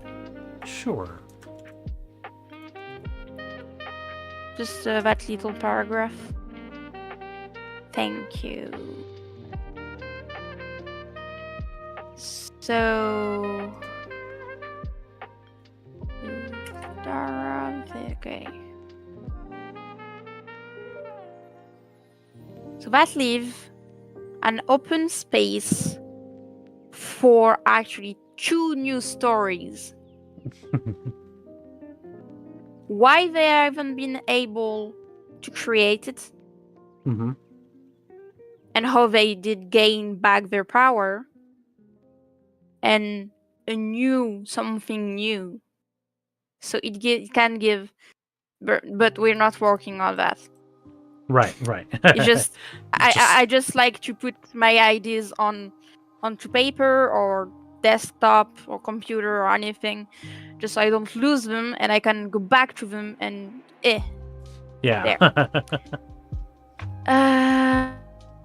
So how did the wall come to be? So the creature from Eldera created iridescently an other dimension a long time ago, and that may be why they hadn't been able to create some. They've been influencing, like in putting their magic into the worlds, into the dimensions. Okay. And from their magic, life came to be by plants, then animals, and then humanoids. Yeah. And that may be why they couldn't do it for a long time, because they have created too many dimensions at the same time, but they are growing their power back. Yeah. So, yeah, you mentioned like they're still giving their magic to like the creatures and stuff, and that might be part of why Yes, but they aren't able to come together to create something new. But what if at some point in the story, in order to be able to create this new dimension, they start refusing to give magic to some of their people, and that's how they're regaining their power.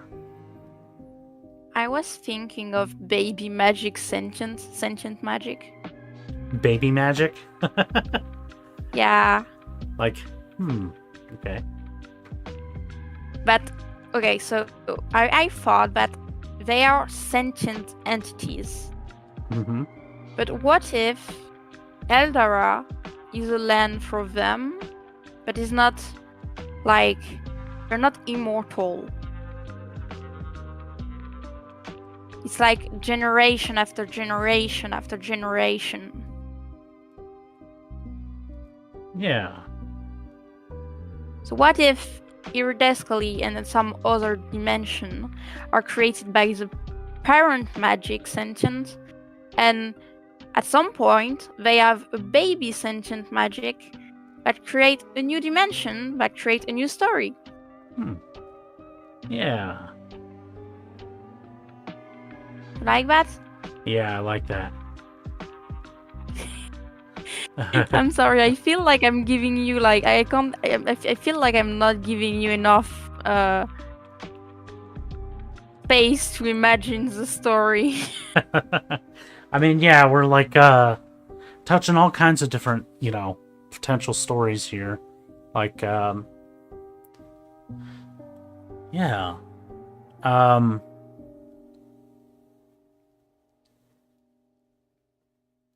That's good. That's all good stuff. But do you like it? Do you want it? Yeah, it's really good. I like it. We're both working on it, so we need to. You also need to put, your ideas in it. I got some ideas. I've given some ideas already. Okay. So. What does the geography of the world look like? Maybe we need to finish a few notes on cosmology. Okay. Can you go up a little so I can see, please? Thank you.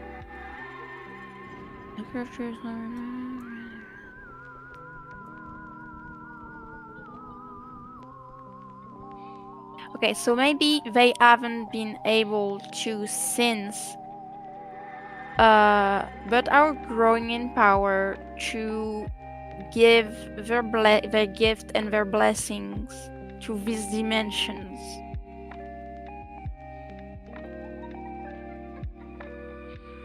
Their gifts and blessings to the existing dimensions. They are growing in power and give their gift and blessing to existing dimensions. And okay, I have an idea of like a supernova. Mm-hmm. What if when they're too old, all magic reunite into one entity that will explode into 1,000 or 100 new little baby magic Yeah. with new beliefs and new rules, new world and everything. And that is how iridescally advance in time. Like, medieval and so on, like different times. Mm-hmm. With each generation of new magic, they get to experience more of that. I don't know if I'm clear or not. I think it sounds pretty clear to me, like the Like an era. It's like an era. That's what I'm thinking. First era of Eldora would be first magic. Then they all combine and they explode into 100 more new magic, and then they come into the old worlds and new worlds, dimensions. They do both, and with the old, they give you a new era of how to do things, how to live, how to build, how to do anything. And that is how they advance in technology. With each like burst of magic from the new era. Yeah. Yes. And each era gives them a new beginning, if I can say. Does it destroy everything? It doesn't destroy everything before, No. but it gives a bunch of new things. It's just they would call it like the dark era, because there would be a few, I don't know, maybe months where they would feel like they're magicless. Okay. But they call that the dark era. But at the end of each dark era, a burst of magics come through the world, and new baby magic entity sentient comes and help them. Nice. And a new kind of religion, kind of beliefs and everything comes.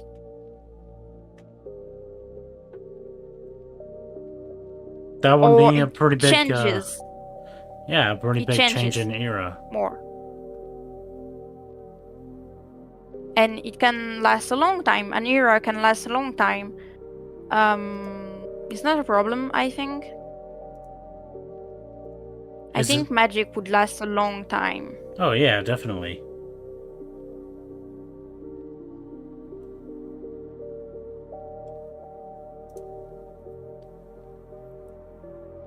Do you know how to sum up what I just said? So basically, with each era, there's just an explosion of magic at the beginning. But eventually, the magic starts not dying out, but being less focused on other creatures and other realms. No, that's the inverse. That becomes the opposite. Then what is the Dark Ages? Magic disappear. That's the dark era. That's what I was saying. And then the magic comes together, and the they explode when the burst of magic comes back. Yeah, but it's like cyclical, right?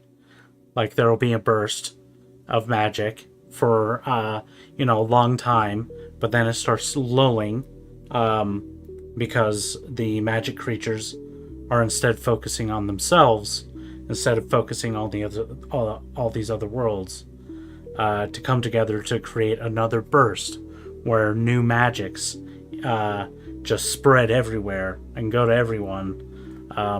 And it's like, Oh, okay. I understand what you're saying. Okay, so basically, the start. There's an explosion of magic. New baby magic sentient comes and do dimensional thingy and be like some kind of gods or anything, whatever. mhm. Then the magic is there for a long time. And after a long time, the magic fades away for, I don't know, a few months. That we call the Dark Era because there's not much magic or no magic. Because they are all trying to come all together to do a new explosion and a new beginning. Mhm. Is that right? Yep, That's what you are saying? that's right. I understood. Perfect. Now, if you can write that, because I have no idea how to explain it. I have just even on Discord just a sum up of what we just said. Okay. Because God, it's so difficult. I don't know how to say that. But yeah, I agree. That's a good idea.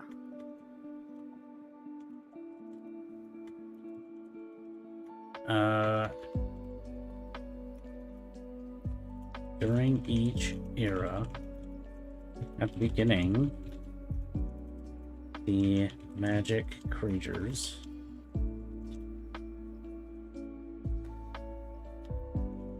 give a burst of magic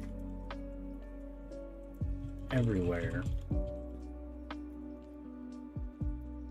But after many years, the magic subsides.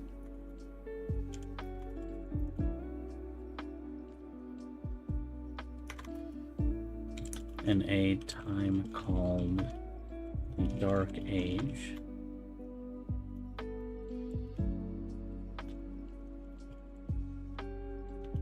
Before the creatures come together to create a new generation of magic,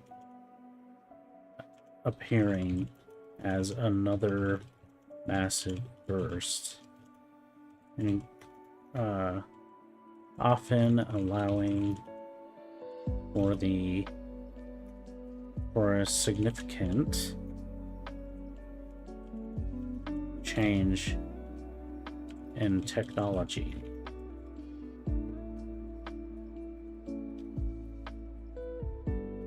And society.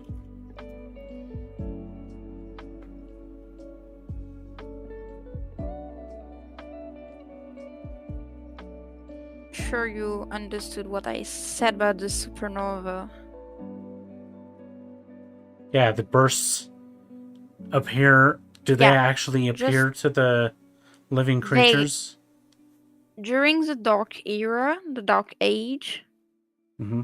the entities come together and fuse into one entity. Mm-hmm. That would explode and do the burst of magic that would create 100 of entities. Okay. Now, Is it can they clearer? actually see this? Can the regular people who are living on Iridesculi, can they see it in the sky as it's happening? Or maybe they can see the plane during the night, because what they call in the human world stars are actually magic entities from the material from Eldora. Yeah.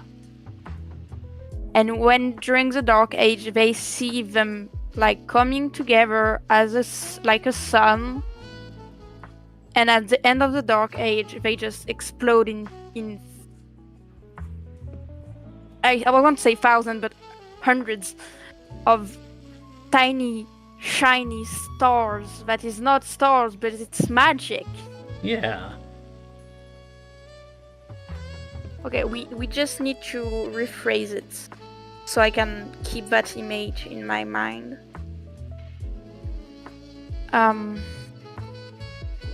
This appears to be residents of Iridescally and other planes as well, are the ones that it controls. As I'm going to rephrase it for me in to understand.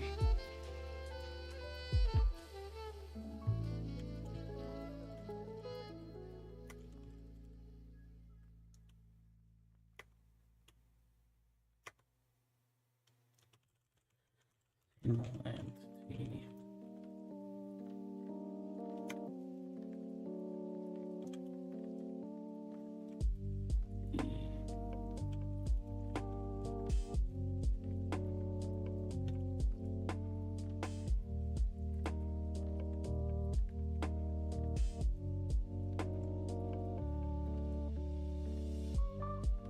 Creating new stars.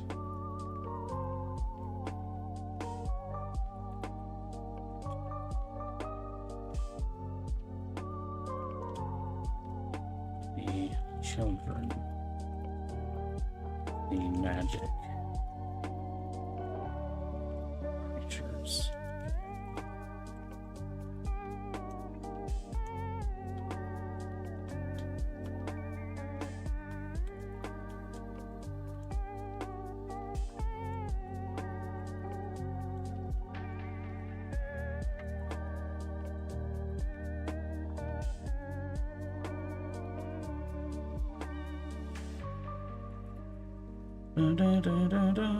I have to go to the bathroom real quick. I'll be right back. Okay, it gives me the time to rephrase it.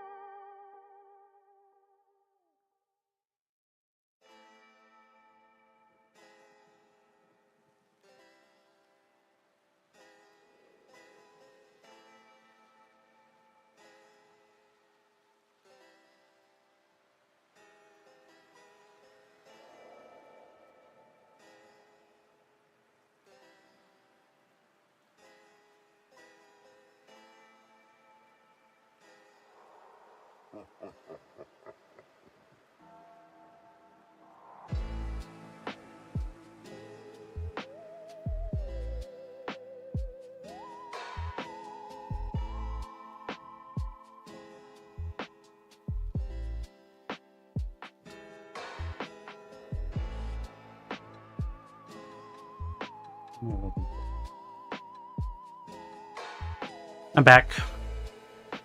Welcome back. Thank you.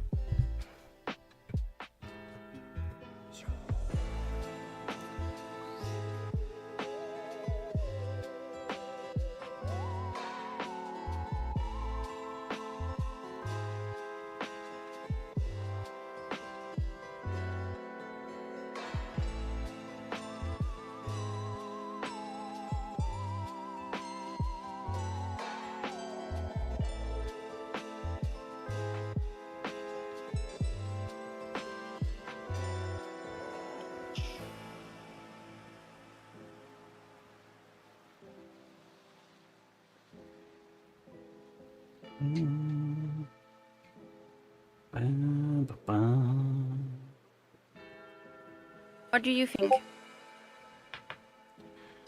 During each Did I sum era, up it right? at the beginning, the magic entity explodes into 100 baby magic sentient entities and gives a burst of magic everywhere. But after many years, the magic entities subsides and leave their duty of gifting magic and blessings in a time called the Dark Age.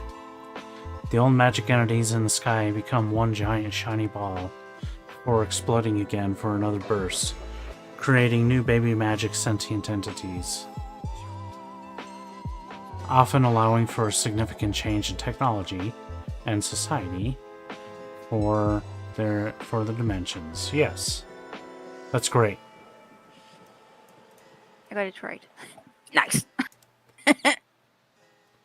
uh,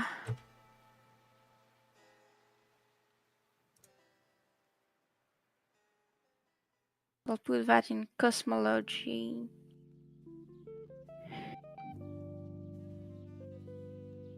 Okay, there.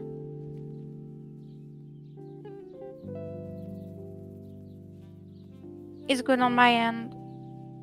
Yep, I just copied and pasted it into my cosmology thing. Okay. I'm gonna change explode into exploded though.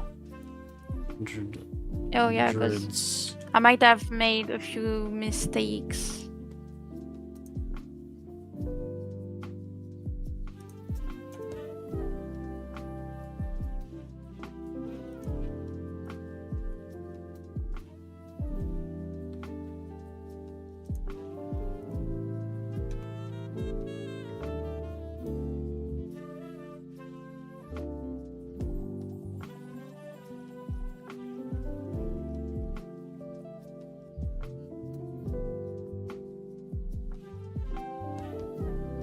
Change this just a little bit.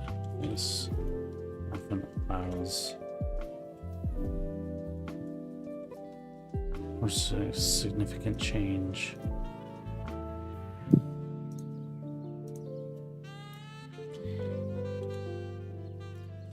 Entities. Influence.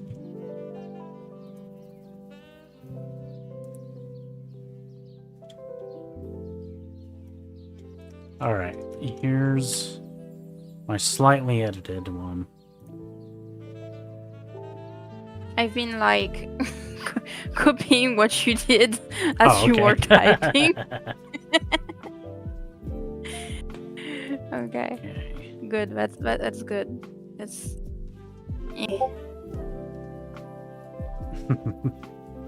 Alright, what does the geography of your world look like? Does your geography have any special properties? Well, first of all, you mentioned the sky is... Yes.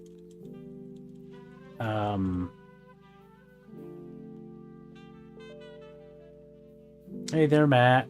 How's it going? Sky is... Is full of colors. Full of pastel colors. And the sky is Mixing, a mix of pastel colors. blending all together.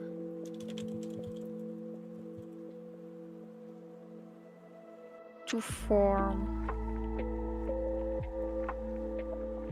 a beautiful rainbow. I'm doing all right. Just doing some writing here. Rainbow-ish. Together to form a beautiful rainbow-ish. Rainbow-ish what?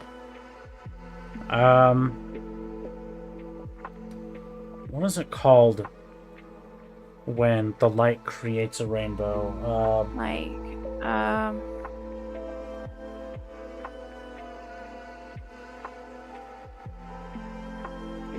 No, I can't say landscape.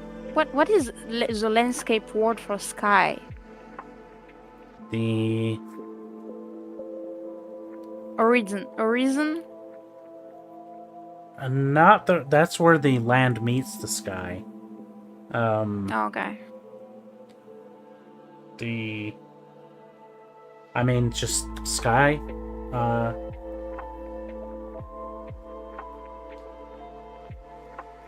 But I already used the word sky. Yeah. Let's see. Let's look at sky synonyms. Atmosphere, stratosphere, airspace, the heavens. Okay. The atmosphere full of pastel colors blending all together to form a beautiful rainbowish sky. Atmosphere filled with rainbow. I send it to you if you want.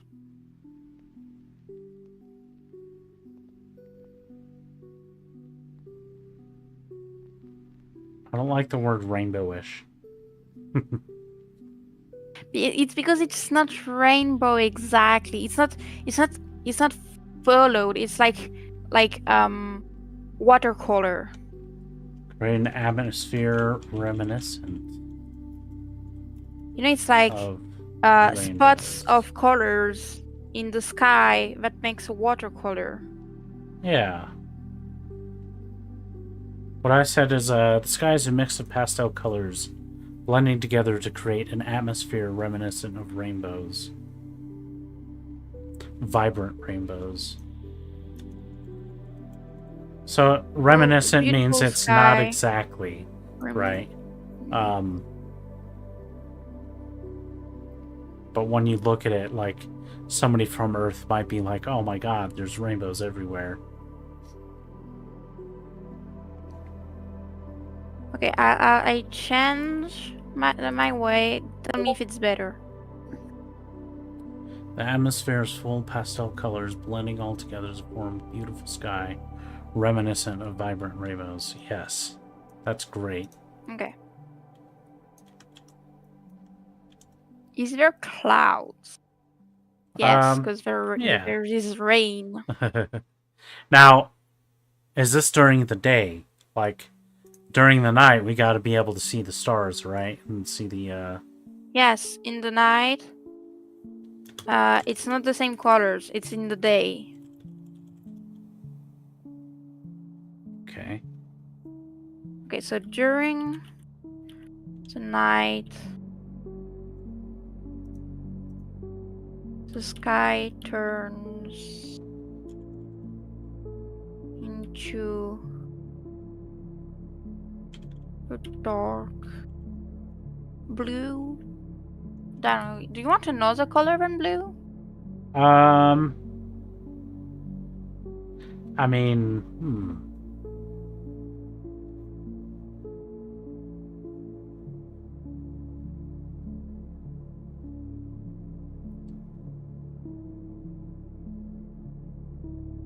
maybe a green. I don't know, is that whimsical? Emerald. Emerald? Green emerald. I'm okay with green, but emerald.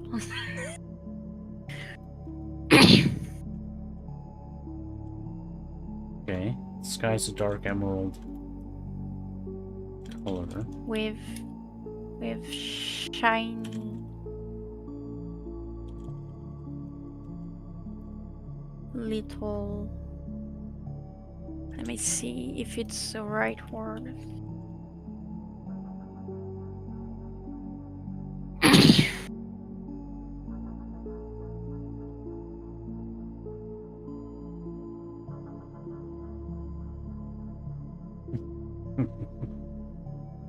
Omelette au fromage, indeed.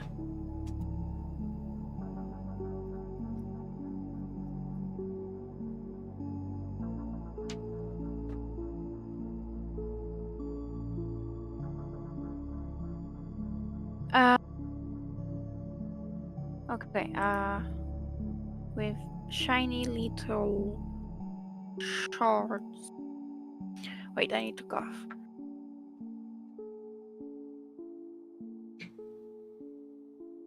Okay. With shiny little shards of magic. Different.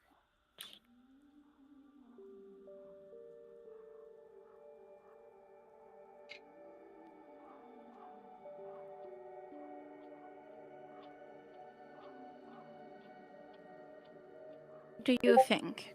The atmosphere is full of pastel colors blending together to form a beautiful sky reminiscent of vibrant rainbows. During the night, the sky turns into a dark green emerald with shiny little shards of different colored magic.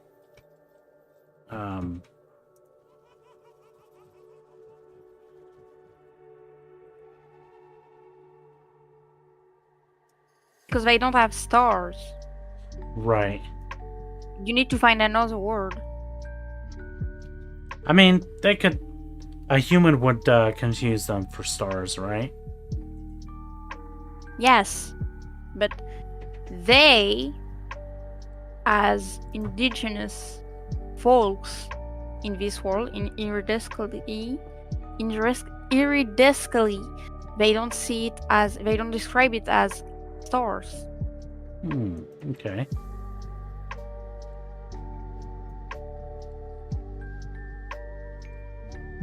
That's why I use shards against, and instead of stars. Shards is good. I do like shards. And I said there were different colors because sorry, because they're different sentient magics, so they're different colors. Have a good night, Matt. Or, morning. Whichever it is.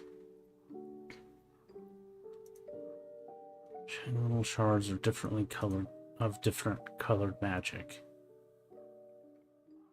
Yeah. So that's about the sky. Yeah, that doesn't... The sky is literally the opposite of geography.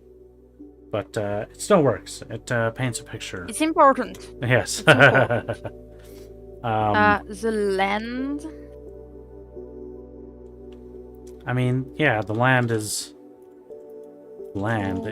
every bit as colorful as the sky. No, do you want to make it as colorful? I was thinking about one color. What color? Turquoise?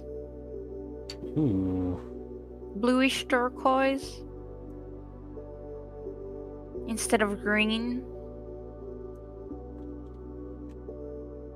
Land is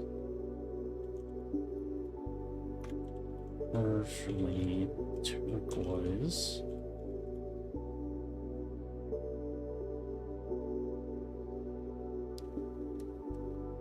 Yeah. Does it look anything like Namek? I said the land is covered by grass with turquoise. No, not wood. Turquoise which is grass. turquoise. Is largely covered in bright turquoise, maybe? I wouldn't say bright turquoise. Pleasant turquoise. Like a pleasant? Yeah. A pleasant... How do... Why am I having issues spelling turquoise? Okay. The land is largely covered in a pleasant turquoise that complements the emerald night sky.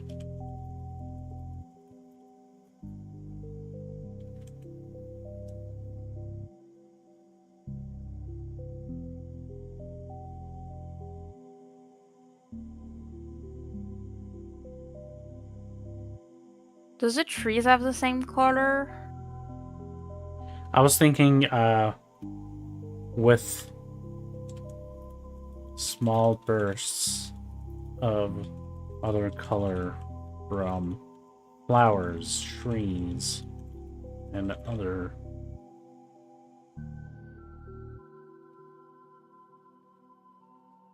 plants.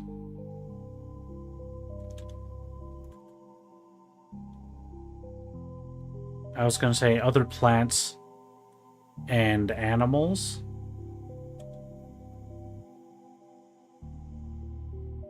Are the animals also like nice and colorful? Yes.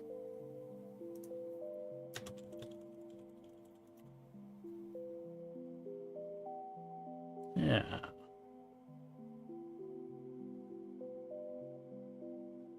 But this is geography, not animals.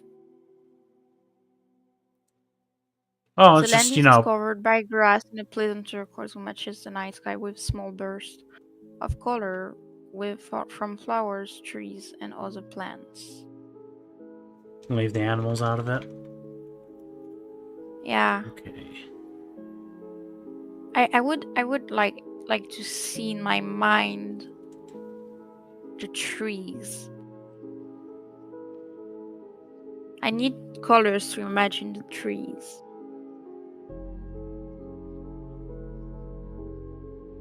I would say is it called trunk, I think? Like the main part of the tree? The trunk. Yes. Mm-hmm. The trunk of trees are most often, I don't know, white with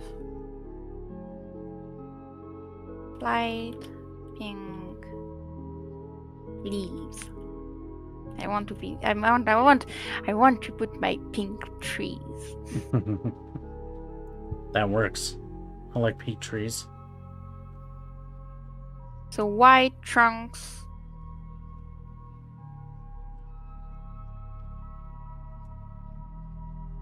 And light pink leaves. Do you want me to send it? I think what we have in this one is like keep it in the notes. Because we can Okay. But I think what we have here is enough for an answer to this.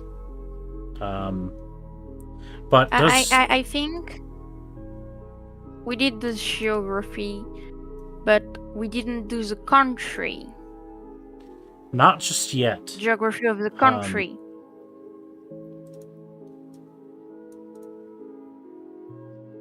I mean, I would think that this would be the geography of the country that they're in. And then maybe other places, when we get to them, have some slightly different geography. Does the geography have any special properties? I think we described the features pretty good. I'd like to add mountains. Mountains. Yeah. Mountains. Mountains, because it's cool. I don't know where to add them, but yeah. The mountains that frame the meadows and forests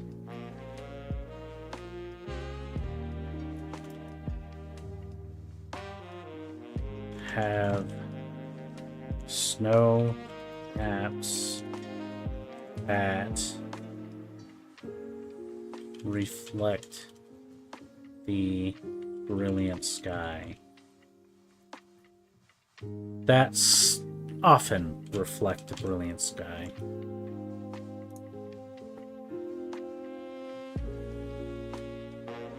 I love the idea of white snow being actually rainbow because of the sky. Yeah, I think it would look pretty flippin' awesome.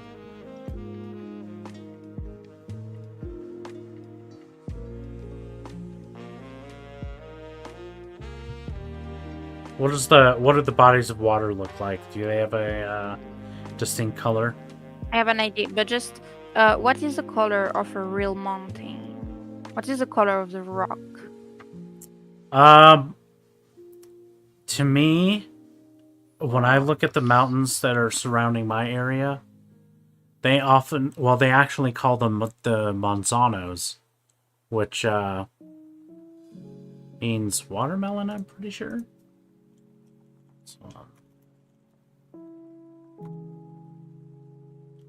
So you think orange? But yeah, they're like a purplish color when during the day, because they're actually kind of, our atmosphere is kind of bluish, right? But at night, especially if there are like a lot of clouds that are kind of blocking the sun but not entirely, the sky turns a brilliant red, orange red, and the mountains reflect that, and so I think Monsanto means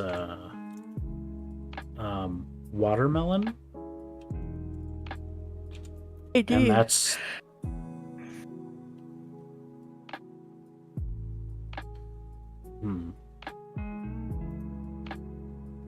because what is we said the grass is turquoise.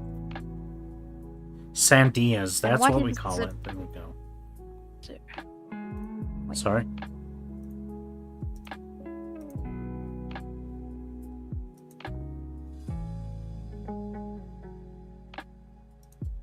What if the grass is turquoise, the dirt is light blue, and the rocks are dark blue?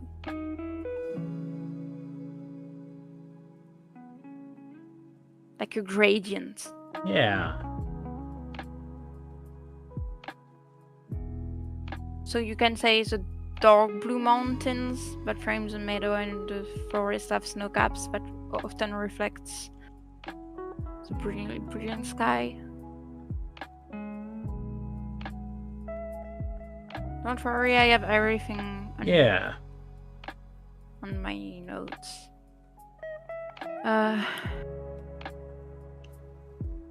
So what did you say it was called? The thing of water? The watermelon. It's No. Before. Opposite of land. The water, the water features, the rivers, bodies of water. Bodies of water. Thank you.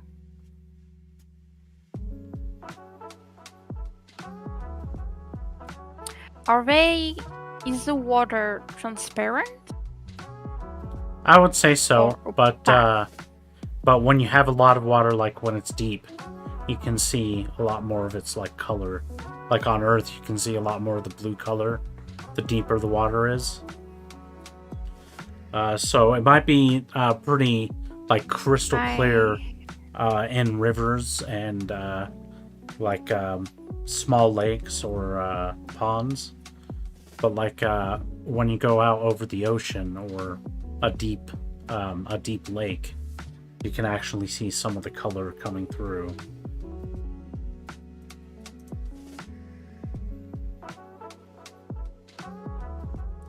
But I don't think that's necessary. We could just say crystal clear, like crystal clear waters. I was thinking of purple. Yeah, that would go nicely. Because purple is close to pink and to blue and turquoise.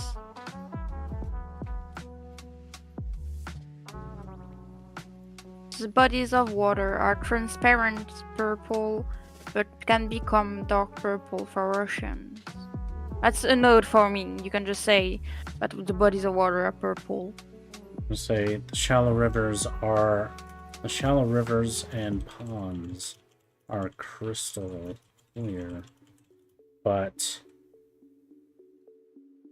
the depths of the water turn to a purple.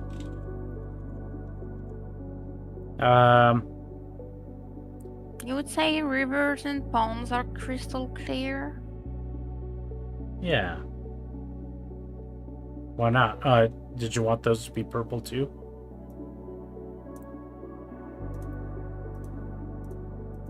Yeah, because it's funny. Because it's funny. Whatever's funny. No, it's okay. If you don't want, it's okay.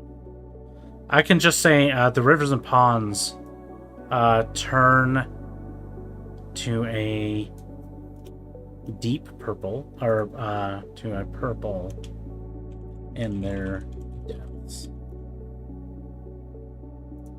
Yeah. Can you send it to me, please? The whole thing, or just that sentence? Just a sentence.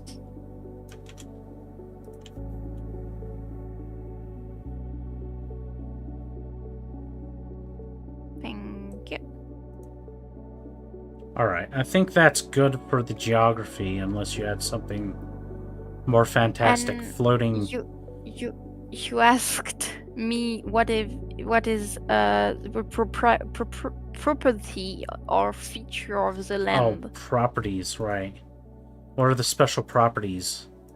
I mean, everything that we've described would be features of the land, but what are some special properties? What is the something, I mean, beyond the color that is unique about the geography? About this country? Yeah. I would say the sky. Okay. Unless we put the sky everywhere and we make the tree. Well, I think Or the water. what we've described also fulfills the special properties. So I think that's good for that one. Okay. Let's move on. People. Okay. Who used to live here and what's their history? And then the next question, just for context. I can't see on the live yet. Okay.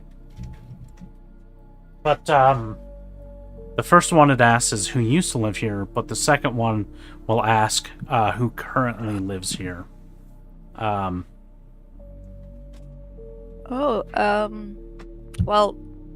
no one used to live here. We're pretty much same people. I'm gonna say the indigenous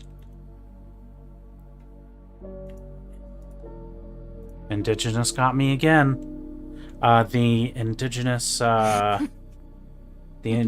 people are the only people who have lived in Iridescally. Oh, no, wait. Are we talking about the dimension or the country?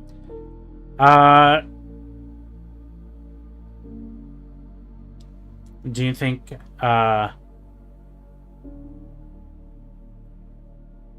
it would be different in different regions? Like,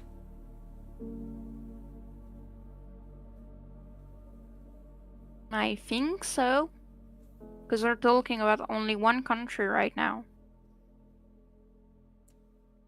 is there more than one intelligent species on this on Iridescally? I don't know. Hmm. Sometimes I like to leave like something mysterious open for opportunities in the future. Okay. The only known people to have... the only known people who have lived in this country by the only I can't talk. This country. The only known people, the main character.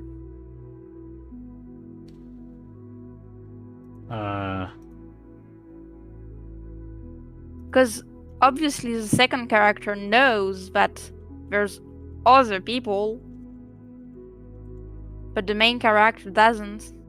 The indigenous people are the only people known to the main character to have lived in this country, or lived on iridescently, because... Yeah, I think it describes well the ignorant part of the main characters. Right. Of the main character. Oh, you're saying iridescently isn't the... for me, iridescently is the dimension, not the country. Yeah, I was thinking kind of like the planet, but yeah, not the country. However, when these characters come in here in this country, they only meet these the indigenous people to this country, and might assume that they're the only ones on the whole planet, in this whole realm, you know, or only intelligent ones.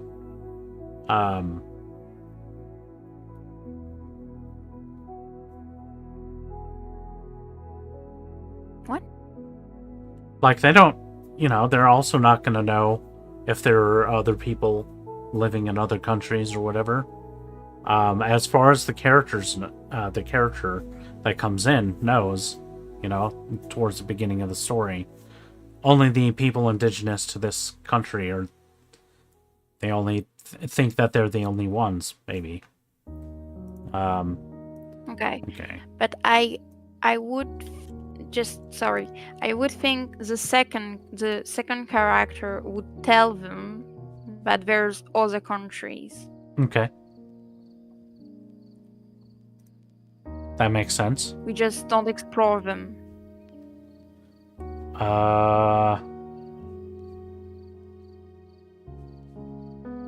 But there's no, like, extinct races or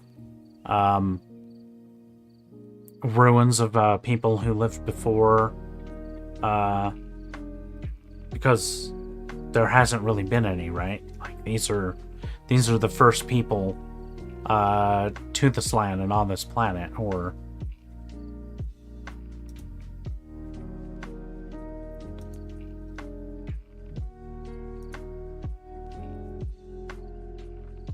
what do you think?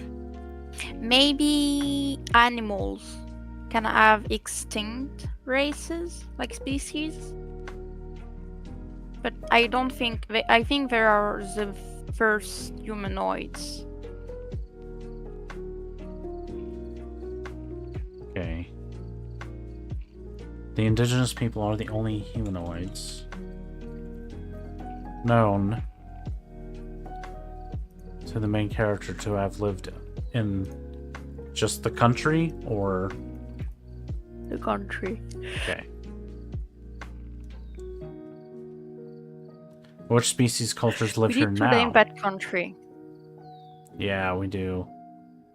I'm sorry, it's just stressing me out to not have a name Just for that keep calling country. it the country. Yeah. Yeah. Can you go back to your thing but add some description? The world is called iridescently. Okay, and then you can give the geography description of the country and ask for names for a country. Yeah, exactly. Okay. As easy as that. Let's go back to scene and during each area of the atmosphere.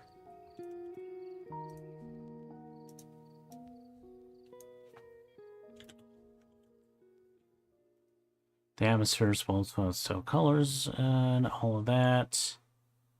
And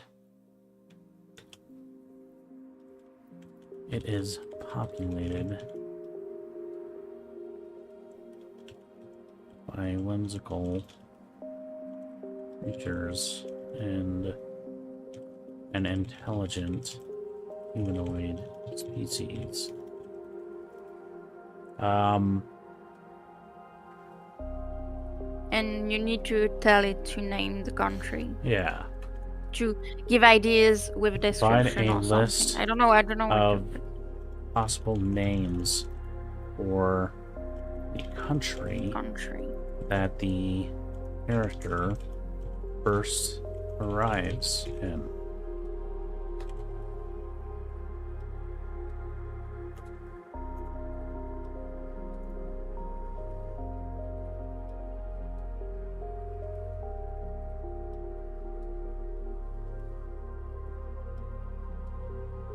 Based on your beautifully described setting, here's a list of evocative and whimsical country names. I'll just let them read it here. I'll connect with my screen.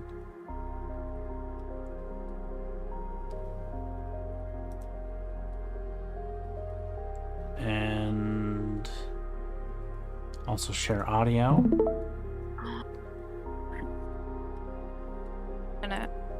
I already have one that's getting in my eyes, but go ahead. I know this is just for the audio, because we're gonna have her read it instead of reading it myself. All right. Is this going on the stream as well? That. Here we go. Based on your beautifully described setting, here is a list of evocative and whimsical country names fitting for the first land your characters encounter in Iridescally. 1. Auroriana, reflecting the shifting hues of the sky. 2. Emeraloon, capturing the emerald nights illuminated by magical shards. 3. Prismaria, honoring the vibrant, pastel-colored atmosphere. 4. Sylvalis, evoking lush turquoise forests and meadows. 5. Viridessa, inspired by the lush magical greenery at night. 6. Glisterwild, suggesting whimsical landscapes sparkling under the skies. 7. Cerulia, reflecting the pleasant turquoise land and sapphire mountains. 8. Chromavir, celebrating the interplay of colors across the country. 9. Kaleidoria, evoking the ever-changing kaleidoscopic sky. 10. Luminora, suggesting a country illuminated by magical pastel light. 11. Mythovel, imbuing the place with whimsical storytelling charm. 12. Alucia, merging elegance and luminescence perfect for the magical atmosphere. 13. Shimmerdale, a charming land known for the shimmering magic. 14. Verdilia, emphasizing the harmony of turquoise and emerald landscapes. 15. Crystallora, reflecting the sparkling, magic-infused environment. 16. Twiloria, suggesting the gentle blending of day and night colors.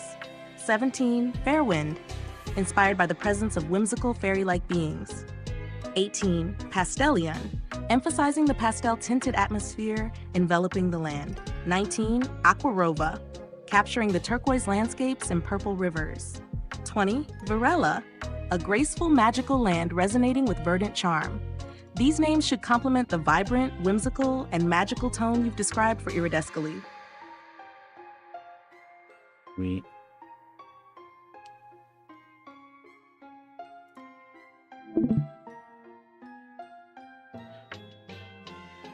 can't use Varela because it's too close to Varelia, which I used in one of my other stories. Which one? Varela, the last one. Okay. I kind of like Cerulia.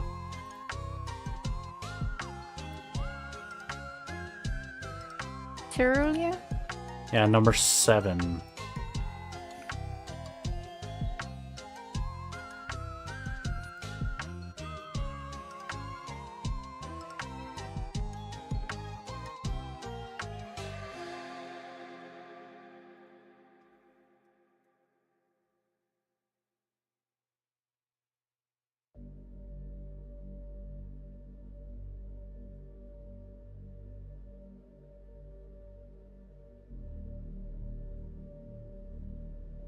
I have a favorite one, but like it's so close to a name that is from our world.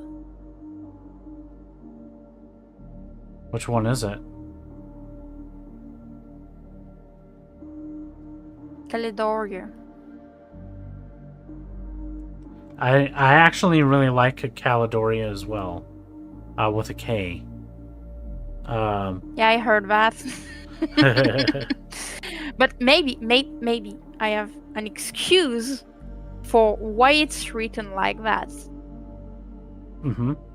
Maybe it's not actually written like that, but the main character just can't pronounce it.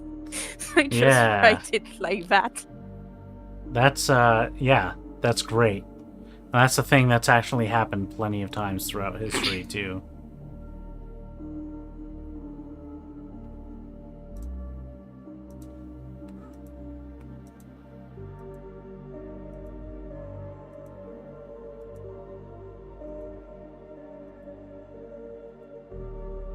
I would write it, but I don't know, I can't write it on computer.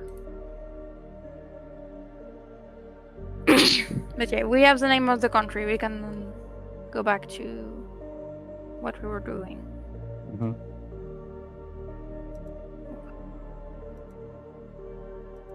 Ooh. Wait, I have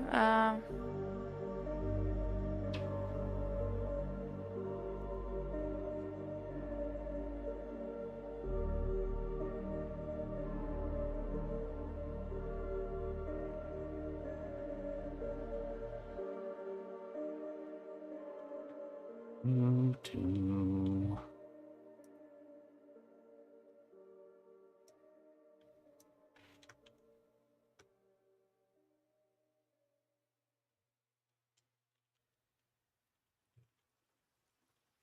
okay, wait.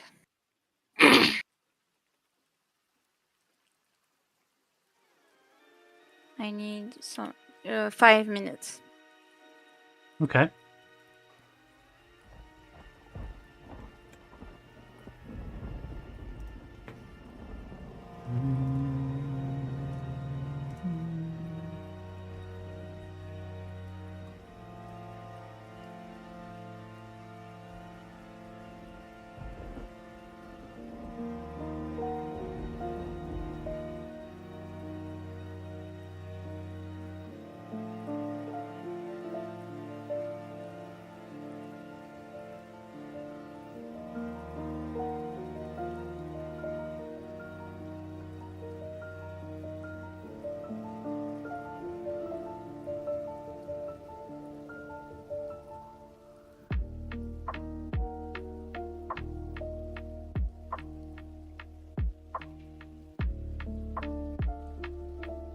Okay.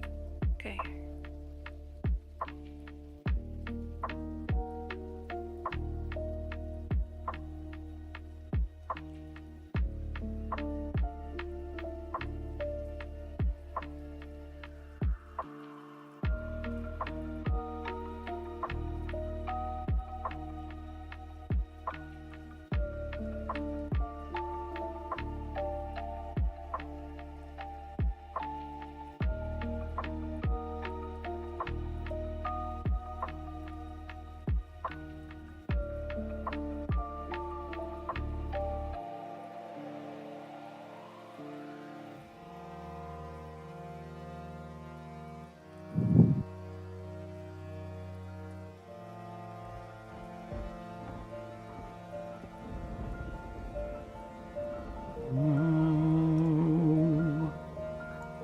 Chrome of the year.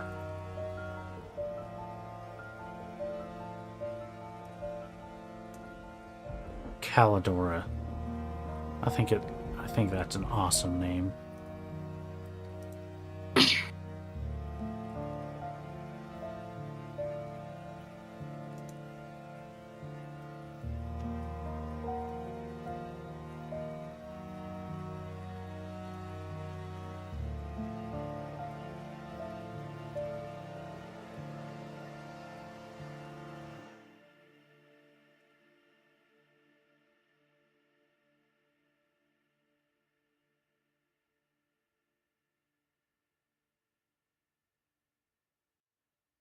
No.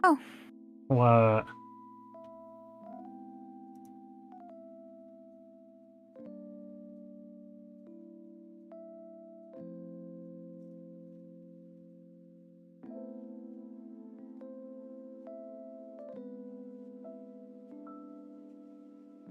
I typed something and I lost everything. Oh no. Ah, I hate when that happens.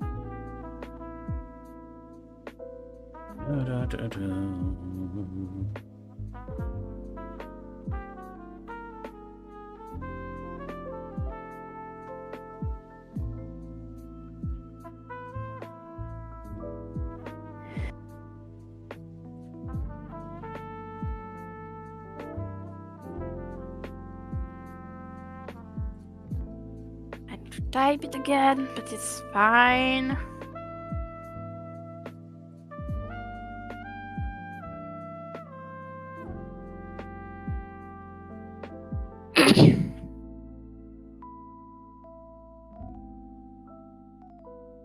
I'm sending you something on Discord. Okie dokie.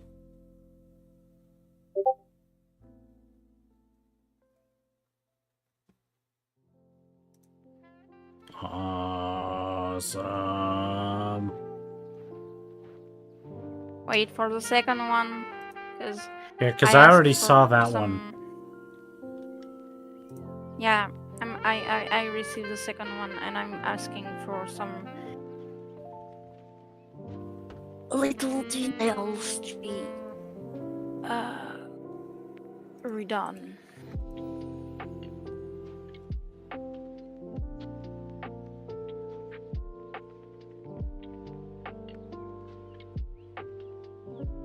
Oh god, on your stream, the guy with the guy with the mustache. Yeah.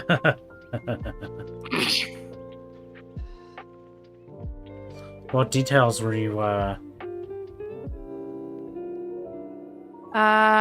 The clothing is too purple. Her color palette is blue. Her ring should be silver, and the jawline of the guy isn't matching his beard. Why is it pink when its beard is gray? Oh yeah, I can see that. The jawline, I can see that being an issue there. But I think those should be pretty easy to fix. Yeah, very easy to fix, but for $50, I want it to be perfect.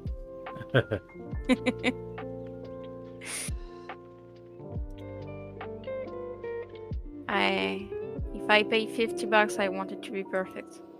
Heck No less. yeah. What? What heck yeah? Oh, I'm just saying. Definitely, you want it to be perfect.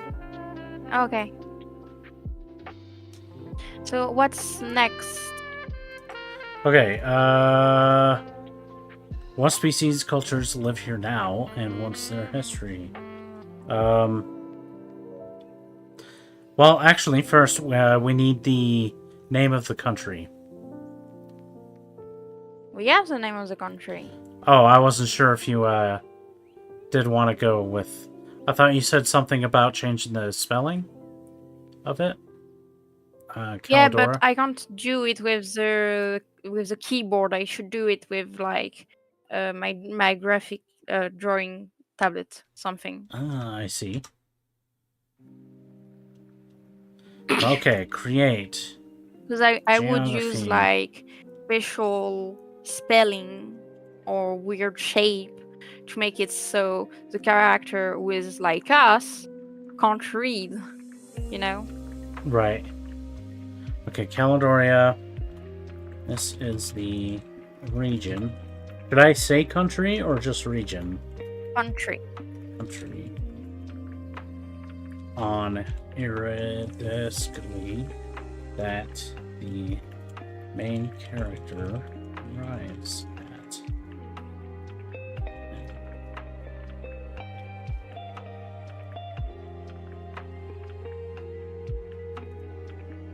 So now that I've done that, I can do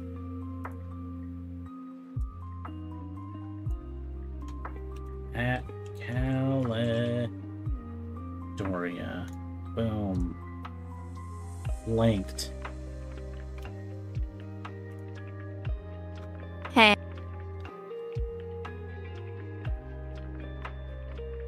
Okay.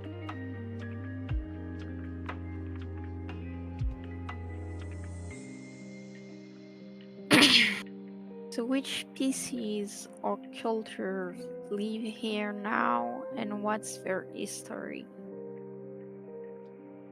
So we gotta come up, we also gotta come up with a name for the people who live here. Pretty easy. Caledonians? Exactly. Okay. The Caledonians. But that's not their race, right? That's not what kind of species No, they it's are. not a race, it's just a name.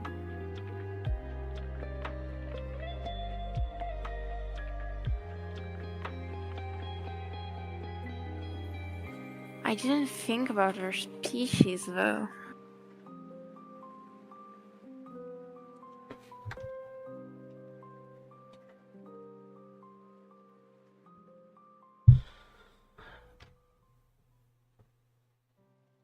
Are the primary people in Caledoria that the character first meets.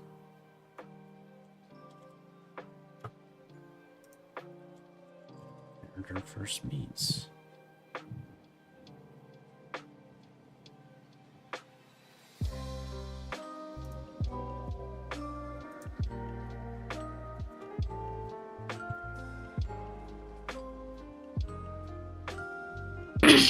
So I was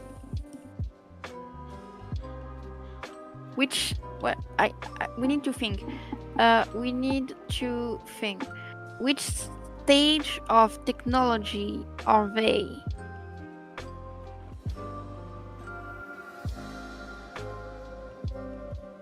That's good. Good question.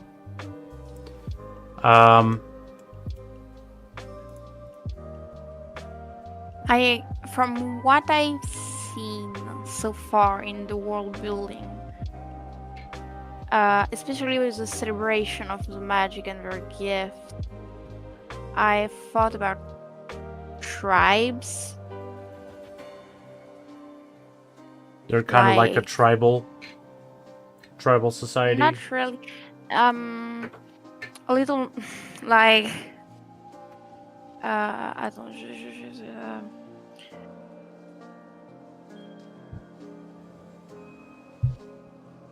I was thinking of the people living in this kind of house. Wait, actually, It's a tent that is a house, and it's really protective.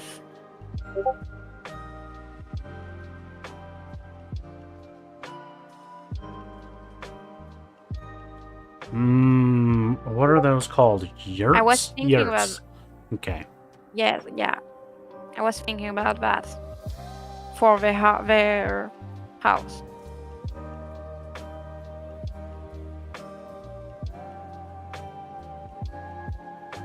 Because it can be pretty No, because you can move one, Mm-hmm. but in certain country you don't move it.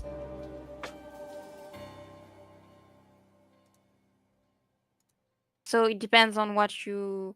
Or maybe for the seasons they move, and only for that. That would make sense. Okay.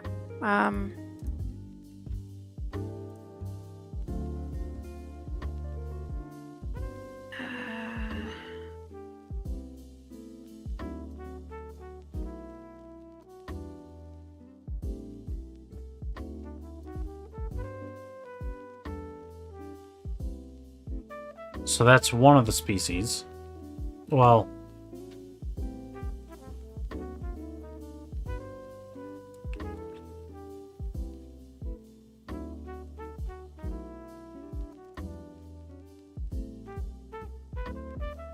I am just trying to think of what they look like. the second character.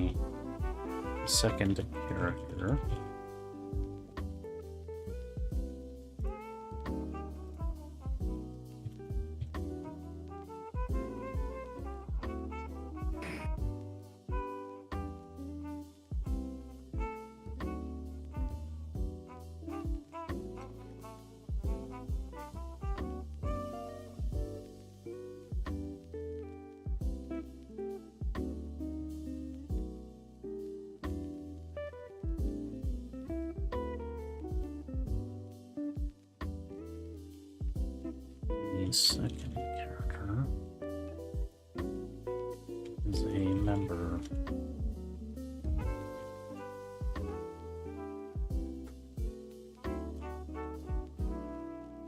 Humans.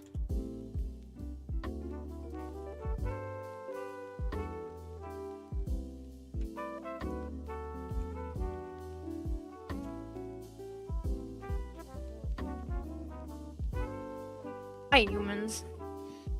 A human.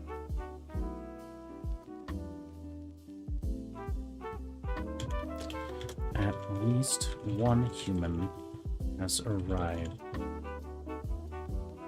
on Iridescue. Okay, you're talking about the main character. Yep. Comma. Whoops. What the heck?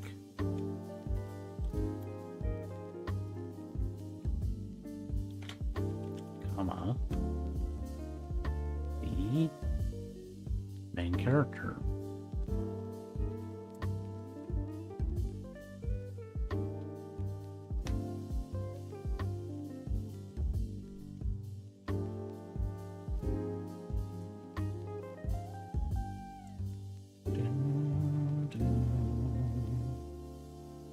Species create the invader.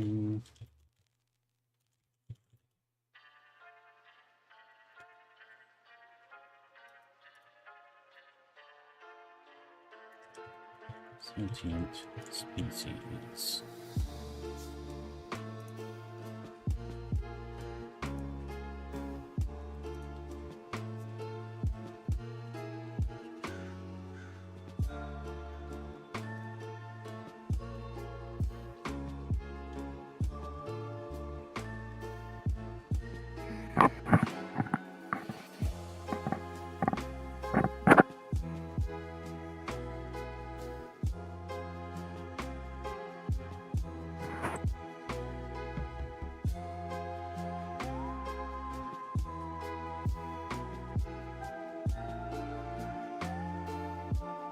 Oh my god.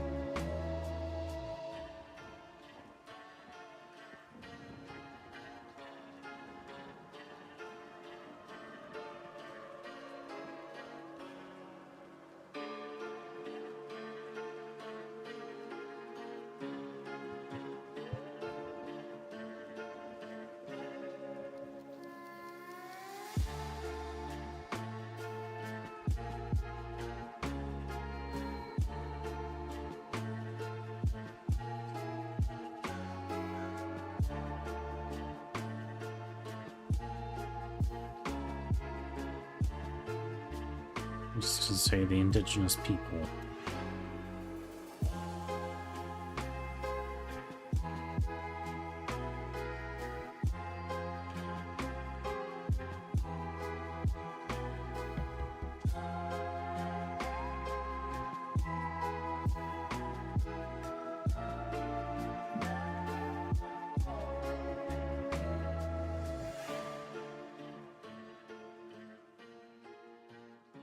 Okay, building some placeholders.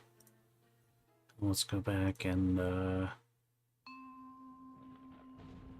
have I made one for Iridiscally yet? Nope. Petition conflict. Document culture, ethnicity. Wait, what is that Country. one? Language. No, not country. It's the world. planet world. I do think that that is considered geographic locations of all kinds and sizes, from vast galaxies and universes down to continents, mountains, rivers, and islands. Yes. So it is considered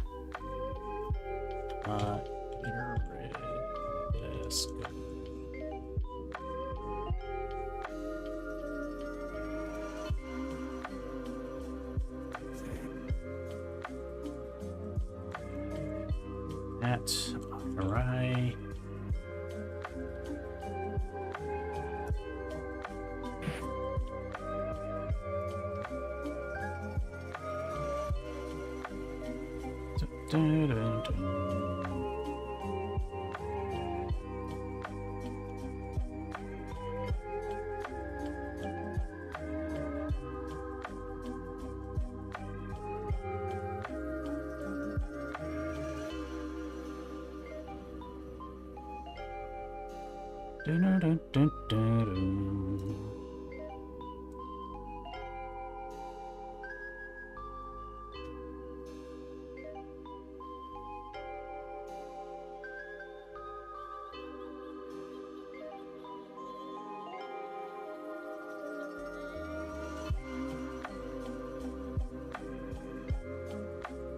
Back to people.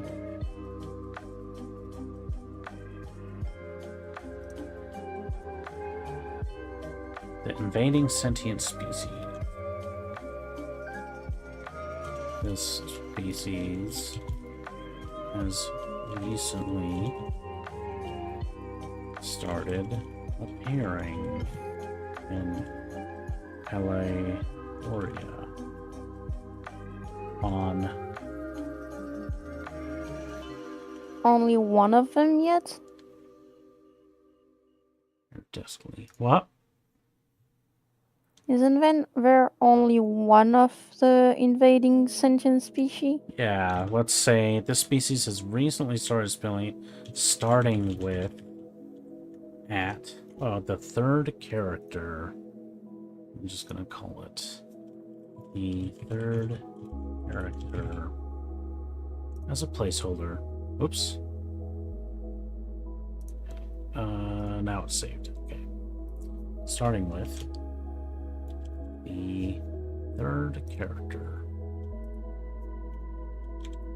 So when I go and change those later, put in new names, it should automatically change all of these as well.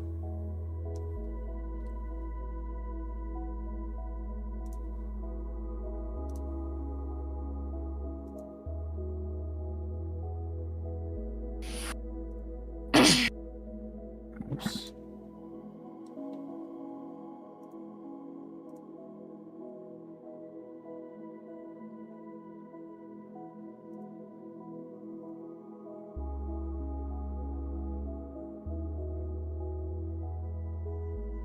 Should I give humans its own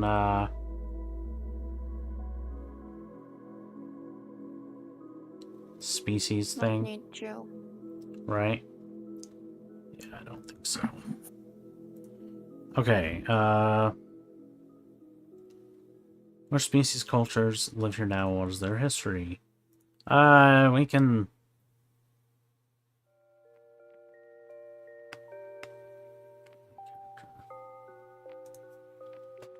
I'm still stuck on has their only appearance.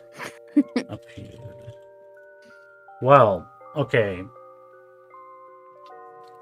I might be able to... Okay, this I haven't. automatic 1111 might be able to help here.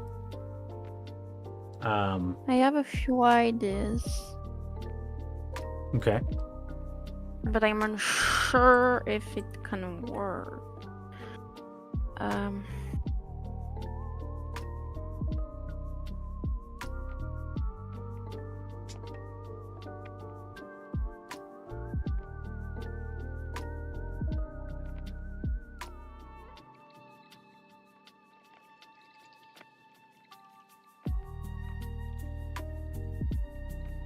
This is great. This is great. Add to playlist. This would be for one character. For the second character, I'm thinking of.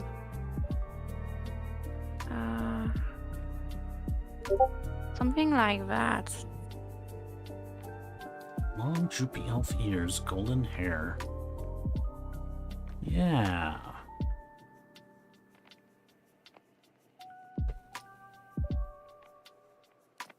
Are they otherwise like mostly humanoid? We didn't choose the gender of our characters. We haven't really gone over the characters at all. I just made some placeholders for them.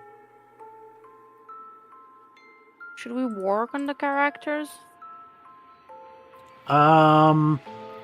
We can. Do you want to continue doing the meta here? This is more about like the world in general. But after we finish this, we can go more directly into like the I mean, we can just go into the articles right now if you want. Because I don't know how to feel the rest of that until we get. Well, I think this is enough. Like, just, you know, one single description of... It's not really asking for a whole lot, right? And then the next one is, what about, like, these species do they need and what do they need from each other? But we can go directly to the characters if you'd like. If you feel like making placeholders for the world, like if we can go back and I can't rephrase it later. Sure, we can continue on that. Yeah, we can definitely come back at a later time. And edit any of these. And, Okay, just... Let's finish the world building and then focus on the characters. Okay. So, the next one is, what do these three different species... What do they need, and what do they need from each other? I assume the human, if there's just one human, just to survive. The human, yeah, is lost. The character is lost. The main character is the only human and is lost.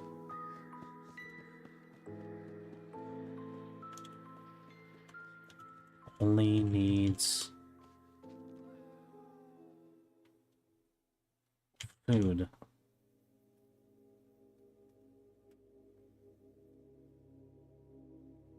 And shelter. Yeah, food and shelter.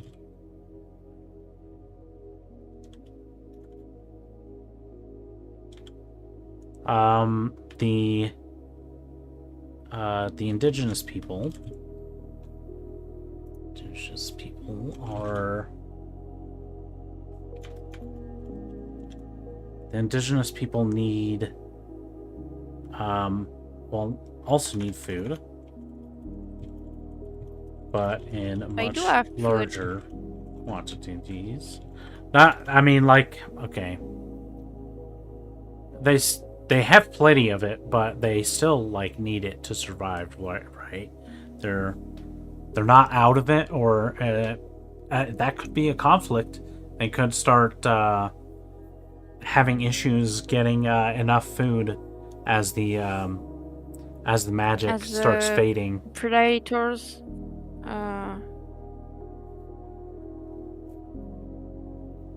We're not in the dark age yet. This is still at the beginning of the Bright Age, or the Yeah, kind the of. beginning of the era. Okay. But they would need food because the Mhm. predators kill their prey. Yes, okay, the indigenous people need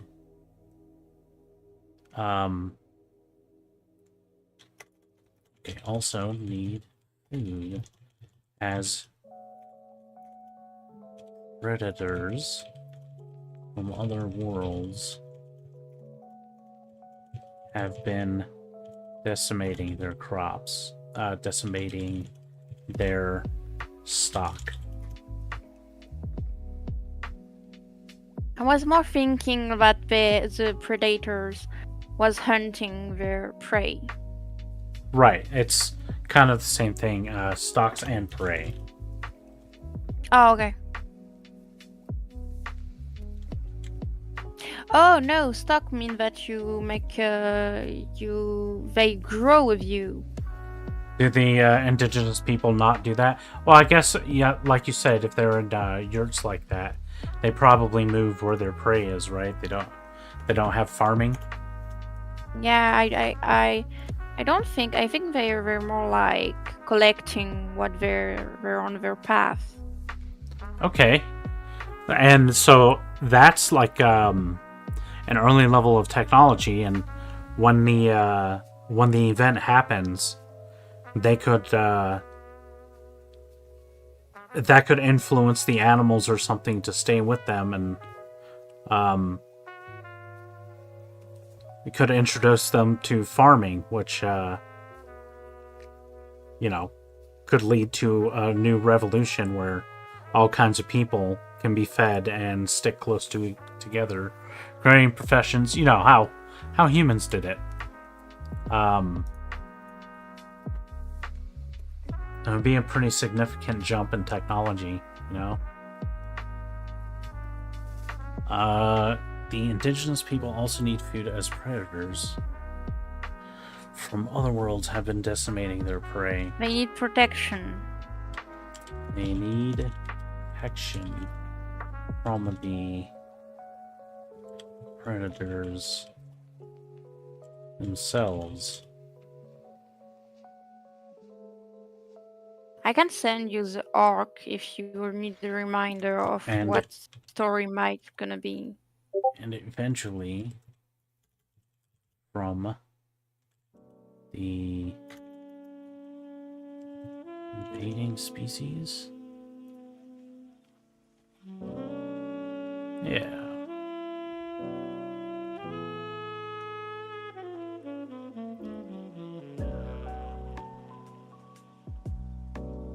Come from the door, enemy.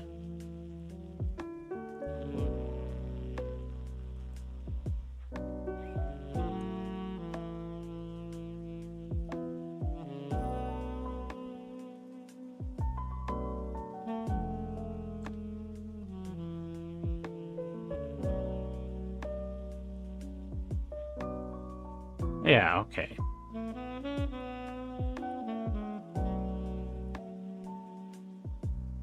You need to find a way to push back the sentient invaders. Okay. So the indigenous people also need food from predators and from other worlds that have been decimating their prey.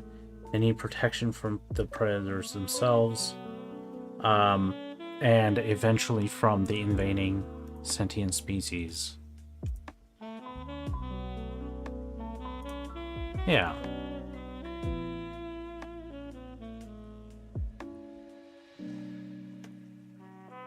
Okay. Now, here, let me actually remove the link there. Put 1.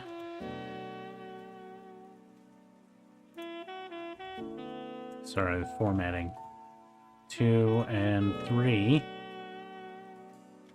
The invading sentient species needs the magic from Iridescally. Needs magic. Yeah. Needs magic. Now, That might be the way they can convince them to not come to Iridescally. yeah. Because they need magic. But do they need magic from Iridescally? They could get it It directly might from... be the solution to drive them away. Okay. That makes sense.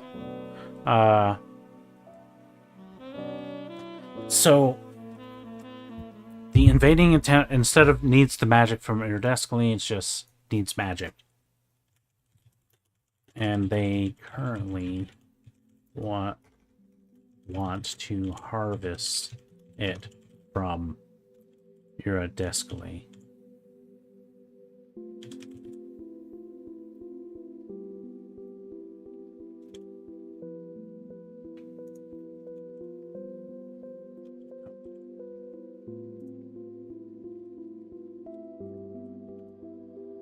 Hey there, Banara. Hi, Banara.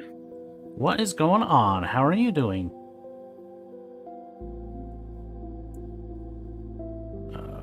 Needs magic, and they currently want to harvest it from Iridescally.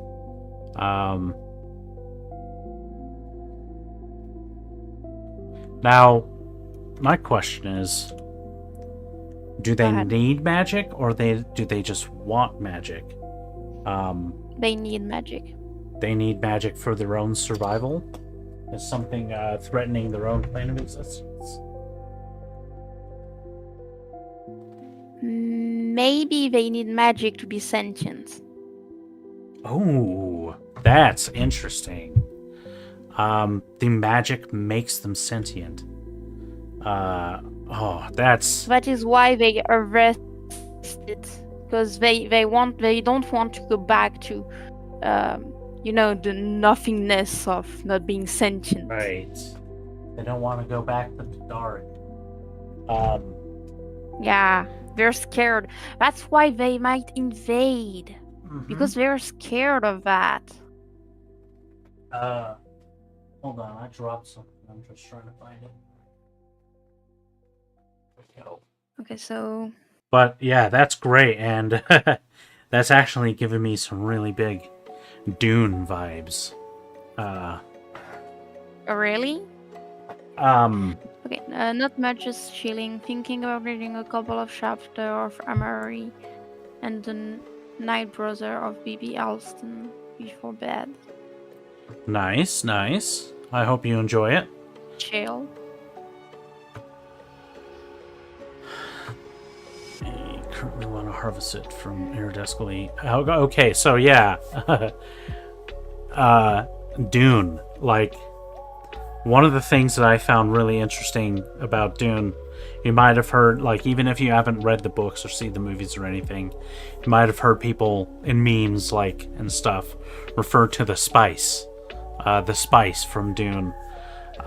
Basically what the spice is it's a dust that can only be harvested on that one planet, Arrakis. That when a person takes it, basically like a drug, it significantly increases their mental capabilities. It can allow people to see into the future. It makes them extremely proficient at science and technology. It even allows them to be able to make calculations in their own brains of like for interstellar travel to like guide their ships and stuff. And I always thought that was really, really interesting. Like that's what the spice does, and that's why it's super important. Yeah, I love that idea, and it's very cool. So, needs magic, and they currently want to harvest from iridescally. The magic is what gives them sentience. And the species is afraid to have to go back to the dark before they had consciousness. That's so cool.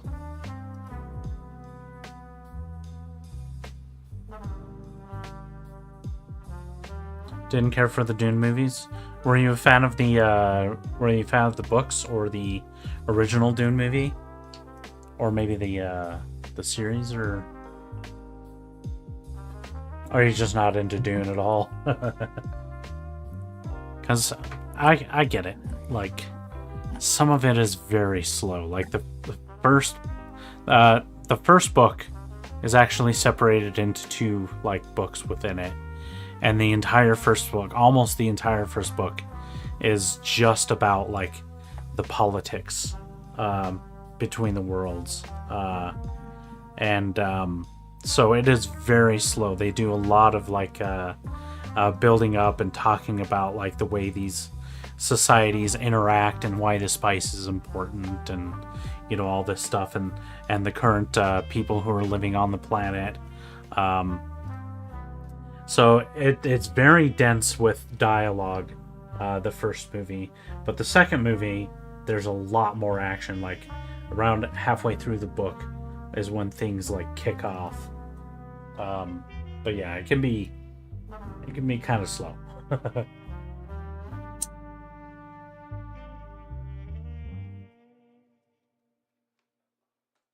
I love it though.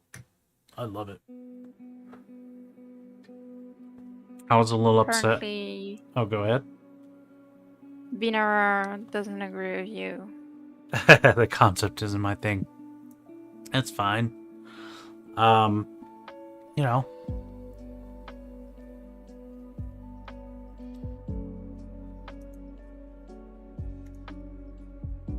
This guy with his mustache.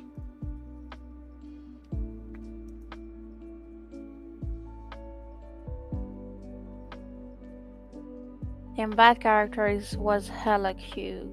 Yeah.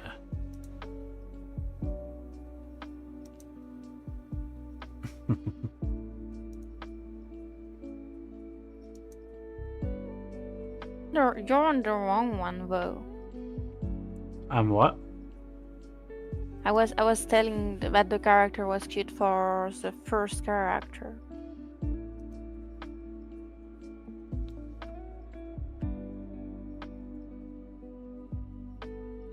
Tend more towards fantasy than problematic sci-fi. I get it. There definitely is some problematic stuff. Yeah, it gets quite dark. And I feel like there are some themes that Frank Herbert didn't really think about when writing those.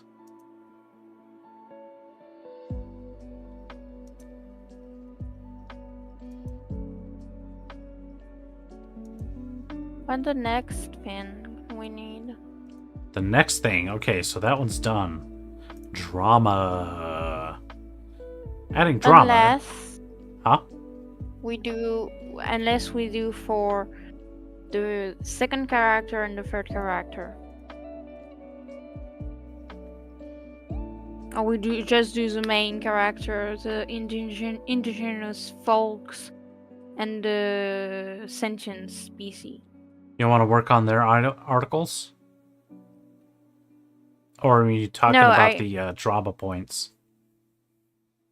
No, never mind.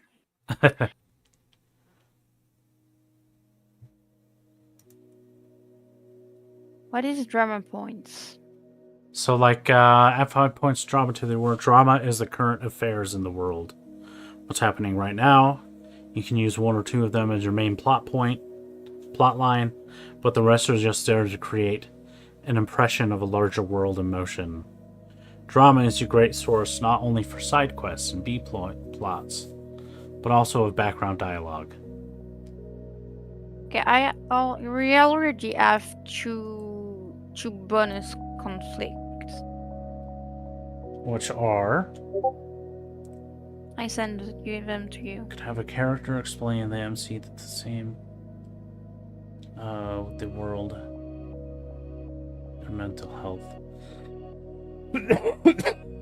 Their depression and they can't fight off the invaders alone. Yeah. The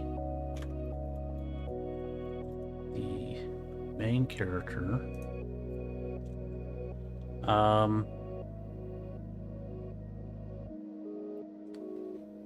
The main character finds parallels.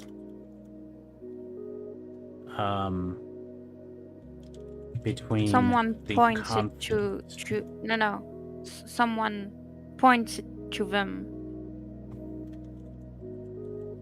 Okay, so you maybe didn't understood. The main characters struggle with mental health, and second or third character comes in and explain that it is the same as fighting the invaders. They can't fight their mental health alone, they need help.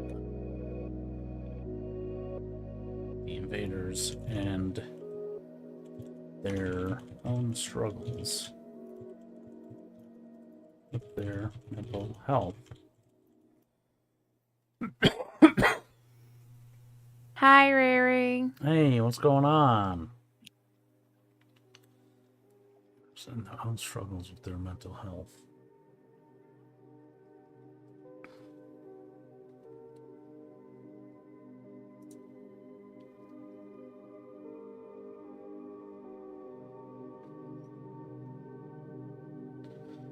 How many words have we written? Almost 1,000. This one doesn't, I don't really have a count here. I do. And my brainstorming, I have almost 1,000 words. Nice. But I don't like how you said the sentence. You think I should put more pressure on, like, how they find out, as the main character is told? For me, it's not the main character who finds it.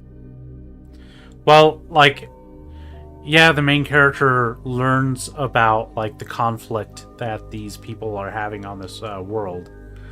But afterwards, like through this, the entire story, they do eventually find parallels between the conflict with the invaders and their own struggles with their mental health. And that seems like a very good plot point. Like, the act of them finding it, even if it's not on their own, even if, other people are like telling them what's going on. They don't know it at the beginning, but,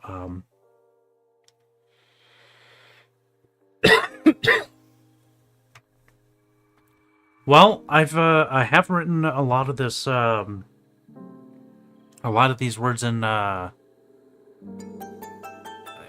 this. Have fun storming the castle. Hey, thanks for the raid.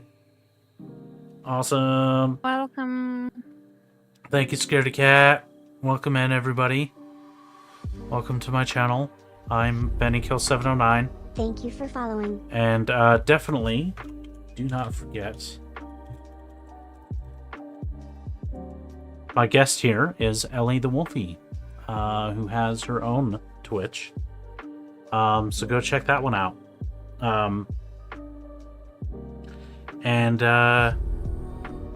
Thank you for following. If you can, take a peek at patreon.com/BennyKill709. That's where you can support me.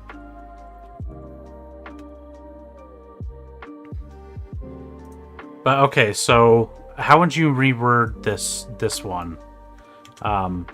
To bring more attention to, like, them learning what's going on, or What do you think? Let's see.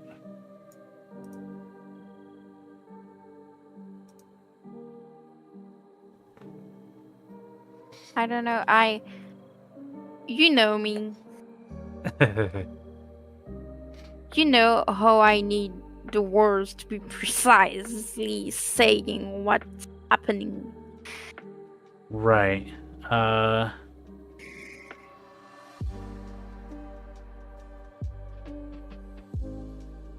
You can just add a sentence saying that the second of the third or the third character helps them find the parallels.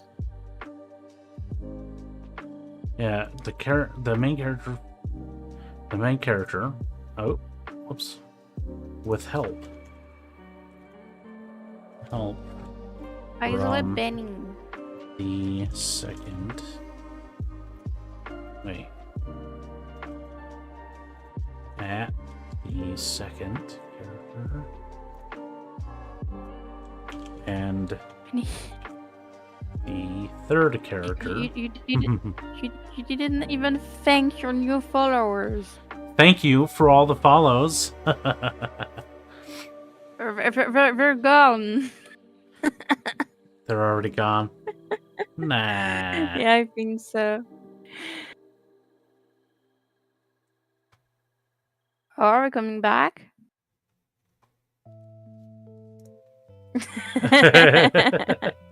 Well, welcome in. It's Toxic Station.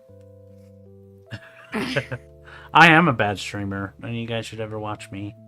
You should get your notifications.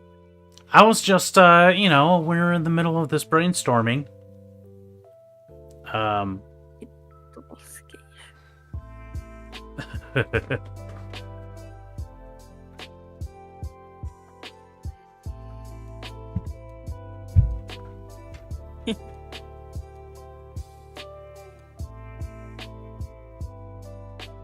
So yeah, welcome in, Scaredy Cat.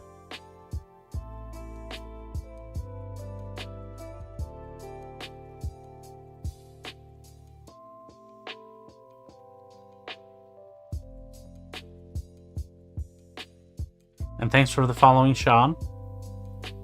It's good stuff. Gives me a nostalgia kick from the 80s sci-fi TV series. Are you talking about my VTuber here? My little robot dude? Or are you talking about this picture over here? I think about Odie. Thank you. Odie is cool. I love him.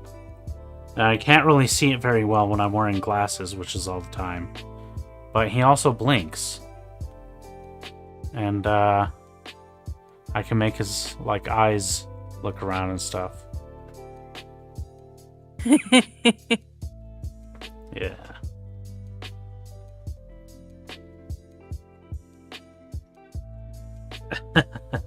Okay, so we... Yeah, that's Odie. Yeah, and when I walk away or there's some bugs, like when I take a drink of water or something, he'll freak out. Of course, he's not doing it right now. But yeah, I think it really leans into the whole robot aesthetic when it really bugs out. Whereas with a human VTuber, when it does that, it's just, terrifying.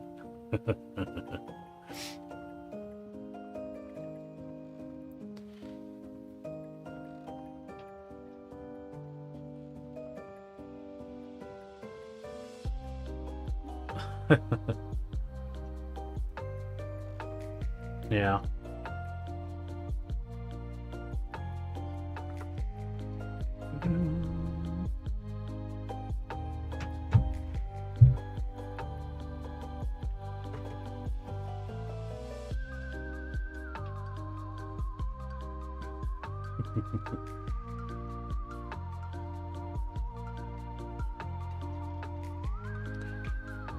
You have to do 17 papers? Ari? Better hop to it.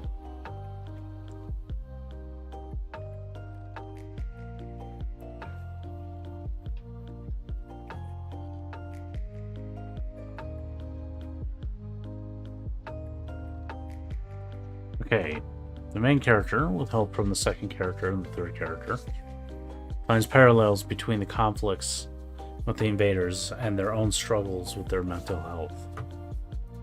What do you think?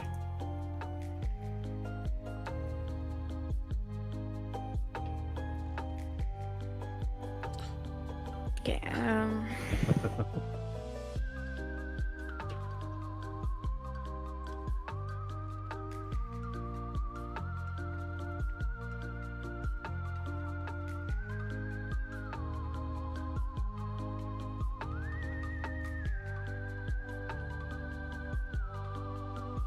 You got an A in Chem. Good job. Good job, Ari. Congratulations.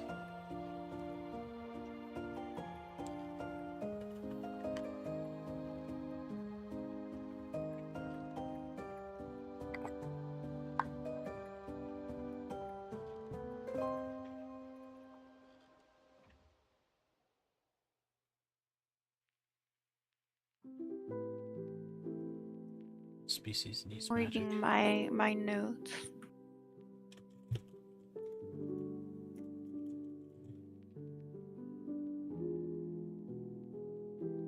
Yeah, drummer point. How the hell does the third character knows how to close the portals? Do you think that their characters are the ones that found that? No, but maybe they are way ahead in technology and magic than I can't talk. Iridescally. Yeah. All right. Thanks for stopping in at Toxic Station.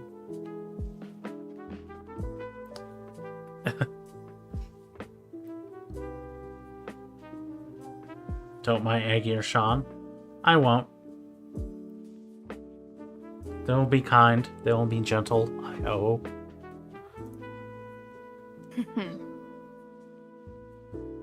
Invading sentient species needs magic. Needs to stay sentient.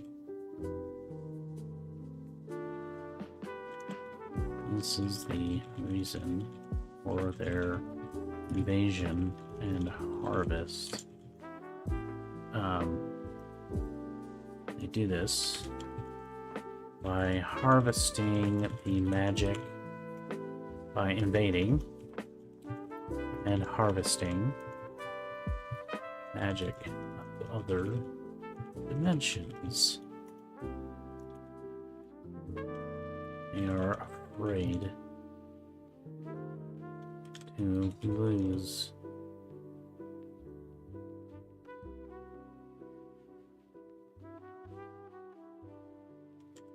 their intelligence.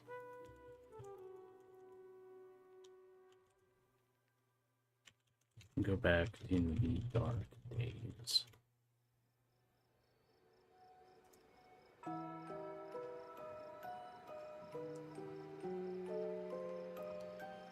Think itox and intoxication.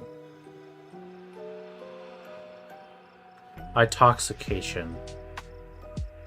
Nice. Nailed it. First try. GG no re.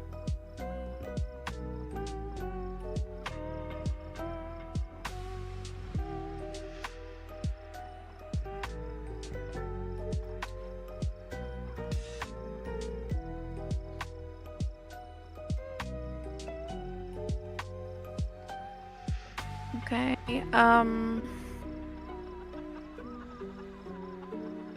So maybe because they know how to harvest magic, they know how the portal open and close. They found out how to use the magic to open and close portals. Okay, so That's not what I said. well, how is it different? Because they know how to harvest magic. Okay, They don't know how to control it. but if they're making portals, then isn't that a form of controlling it? No, they don't make portals.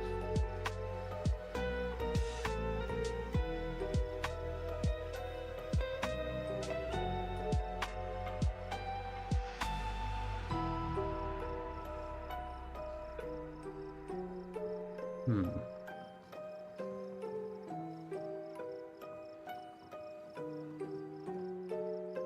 Or maybe only one of them know how to open portals.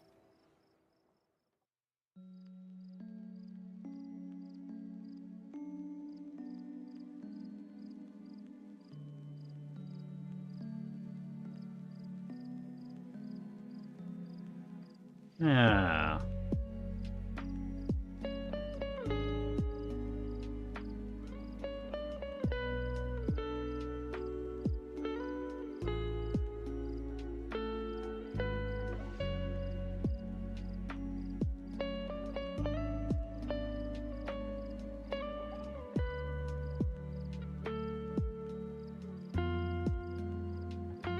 So I was thinking, the residents of Iridescally, the magic chooses them and willingly does it for them. When they, and that's how it makes them magical. So it does it like through, willing and positive things. But when the invading species, when they harvest that magic, what they're doing is like the exact opposite. They're like forcing the magic to do things. They found a way to basically take will away from the magic. Or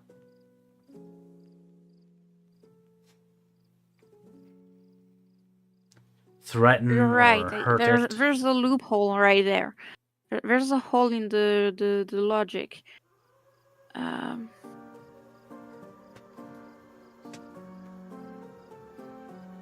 Spirit users from what? My brain is working less and less with every hour.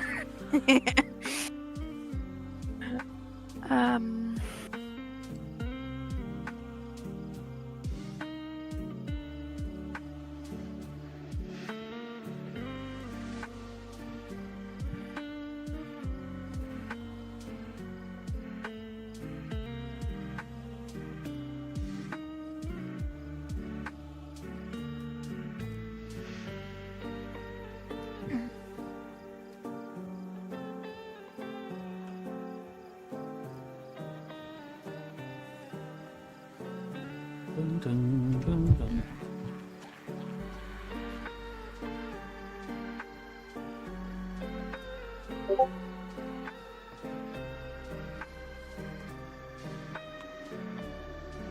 Well, I think we've done a pretty decent amount of 4 hours yeah, of brainstorming. exactly. So you want to give it a break? Oh god, We can. my brain can't take it anymore. My medication for ADHD, it's starting to wear off. I see. Okay. Well, yeah, we can go ahead and call it for. We've done a lot of work here. We can return to it. Sure. I don't know about tomorrow because Batman said he wanted to play Fortnite, and so I might be playing Fortnite at this time tomorrow with him. Okay. Well, yeah, we can continue this next time. This was really fun. I really enjoyed it. It was nice. We got a lot of stuff. And we got a lot of stuff to work on. Look at this. And that's my fucking brain. So these are the articles that I created that we can fill out. I currently don't have anything. We have Eldara. I mean, on my end at least, we don't have this stuff totally filled out. We have Eldara, Calidora.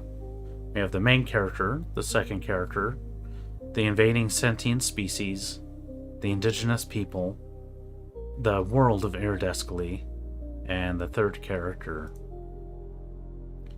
So we can fill all that stuff out with names and give them proper titles and fill out a bunch of other stuff.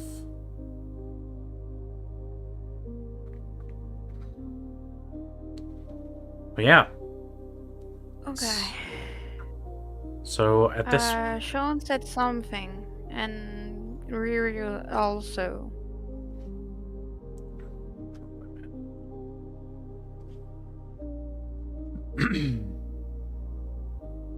spirits of whatever element willingly aid the chosen people to produce their magic. That's kind of how I imagine it, yeah.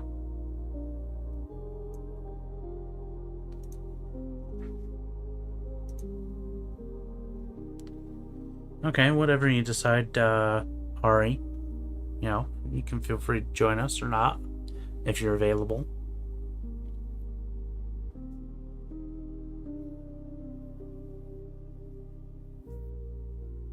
Alright, so I think I'm gonna go ahead and call it there for now. What do you think, Ellie? I think I need a break. Alright. My brain is smoking. There's smoke coming out of my head. Yeah, go It take a worked break. too much. It's probably around lunchtime for you, right? It is. You should have go have a nice, tasty lunch. Have some more of that French toast that looked delicious. I finished it. Magic has such wide possibility for definition. It's really important to figure all that out, even if the natives don't actually understand it themselves. Helps keeping things consistent. Yeah. That's what I'm saying. Like, yeah, you don't necessarily need to understand the magic fully for it to be useful in the story. But I like the way that we've developed it so far. And I can't wait to continue. It might have some holes, but we can always figure out how to fill them. Oh, heck yeah! Okay. So, I think I am gonna go That's and... literally my future job, so I better be good at it. Your future job? Yeah. What is that? I will... How do I translate that?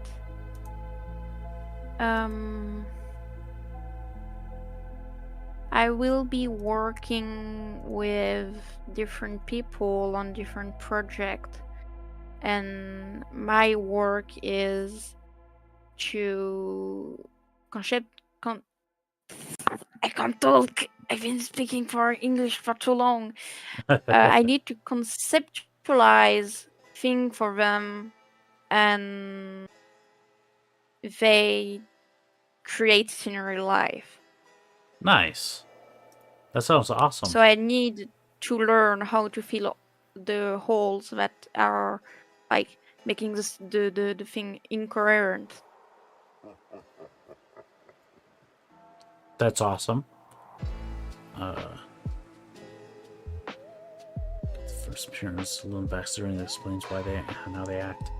Well, with these characters here in World Anvil, let me see if I can go to Advanced Edit or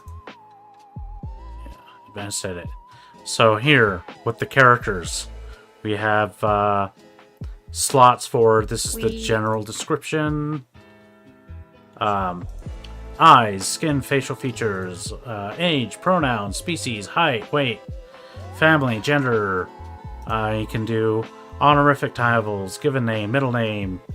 You can do like a bunch of physical, describe their physical condition, body features, facial features, apparel and accessories. There's everything. Yeah, all kinds of stuff.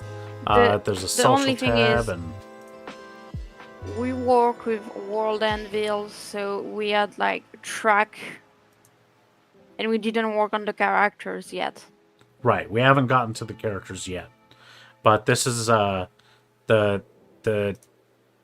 I'm on the second character right now. Just like I made the empty sheet, and I'm just showing like there's so much stuff you can fill in for these characters. Not all of it is necessary, but if you want to do all the tenets of faith or all the holidays that this character celebrates, this has got everything. It's got a little bit of everything.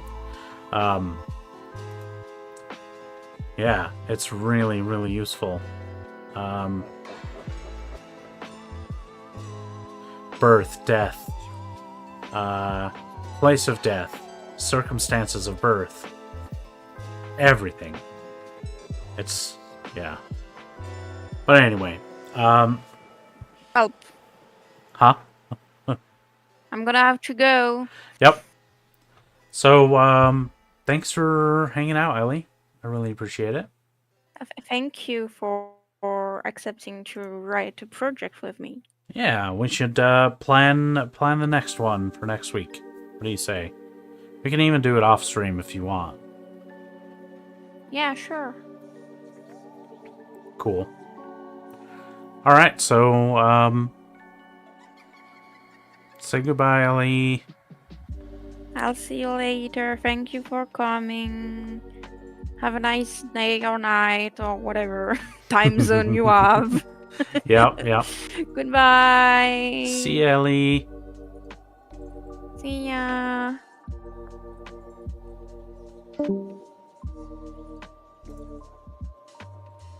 All right.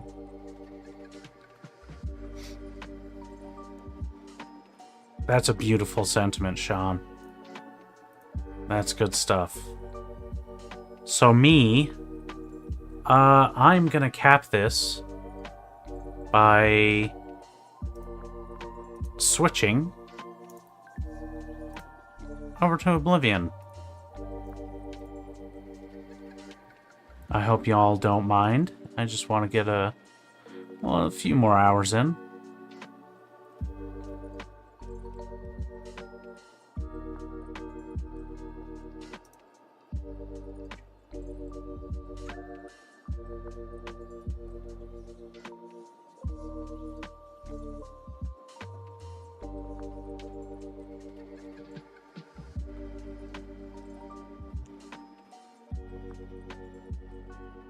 Dun, dun, dun.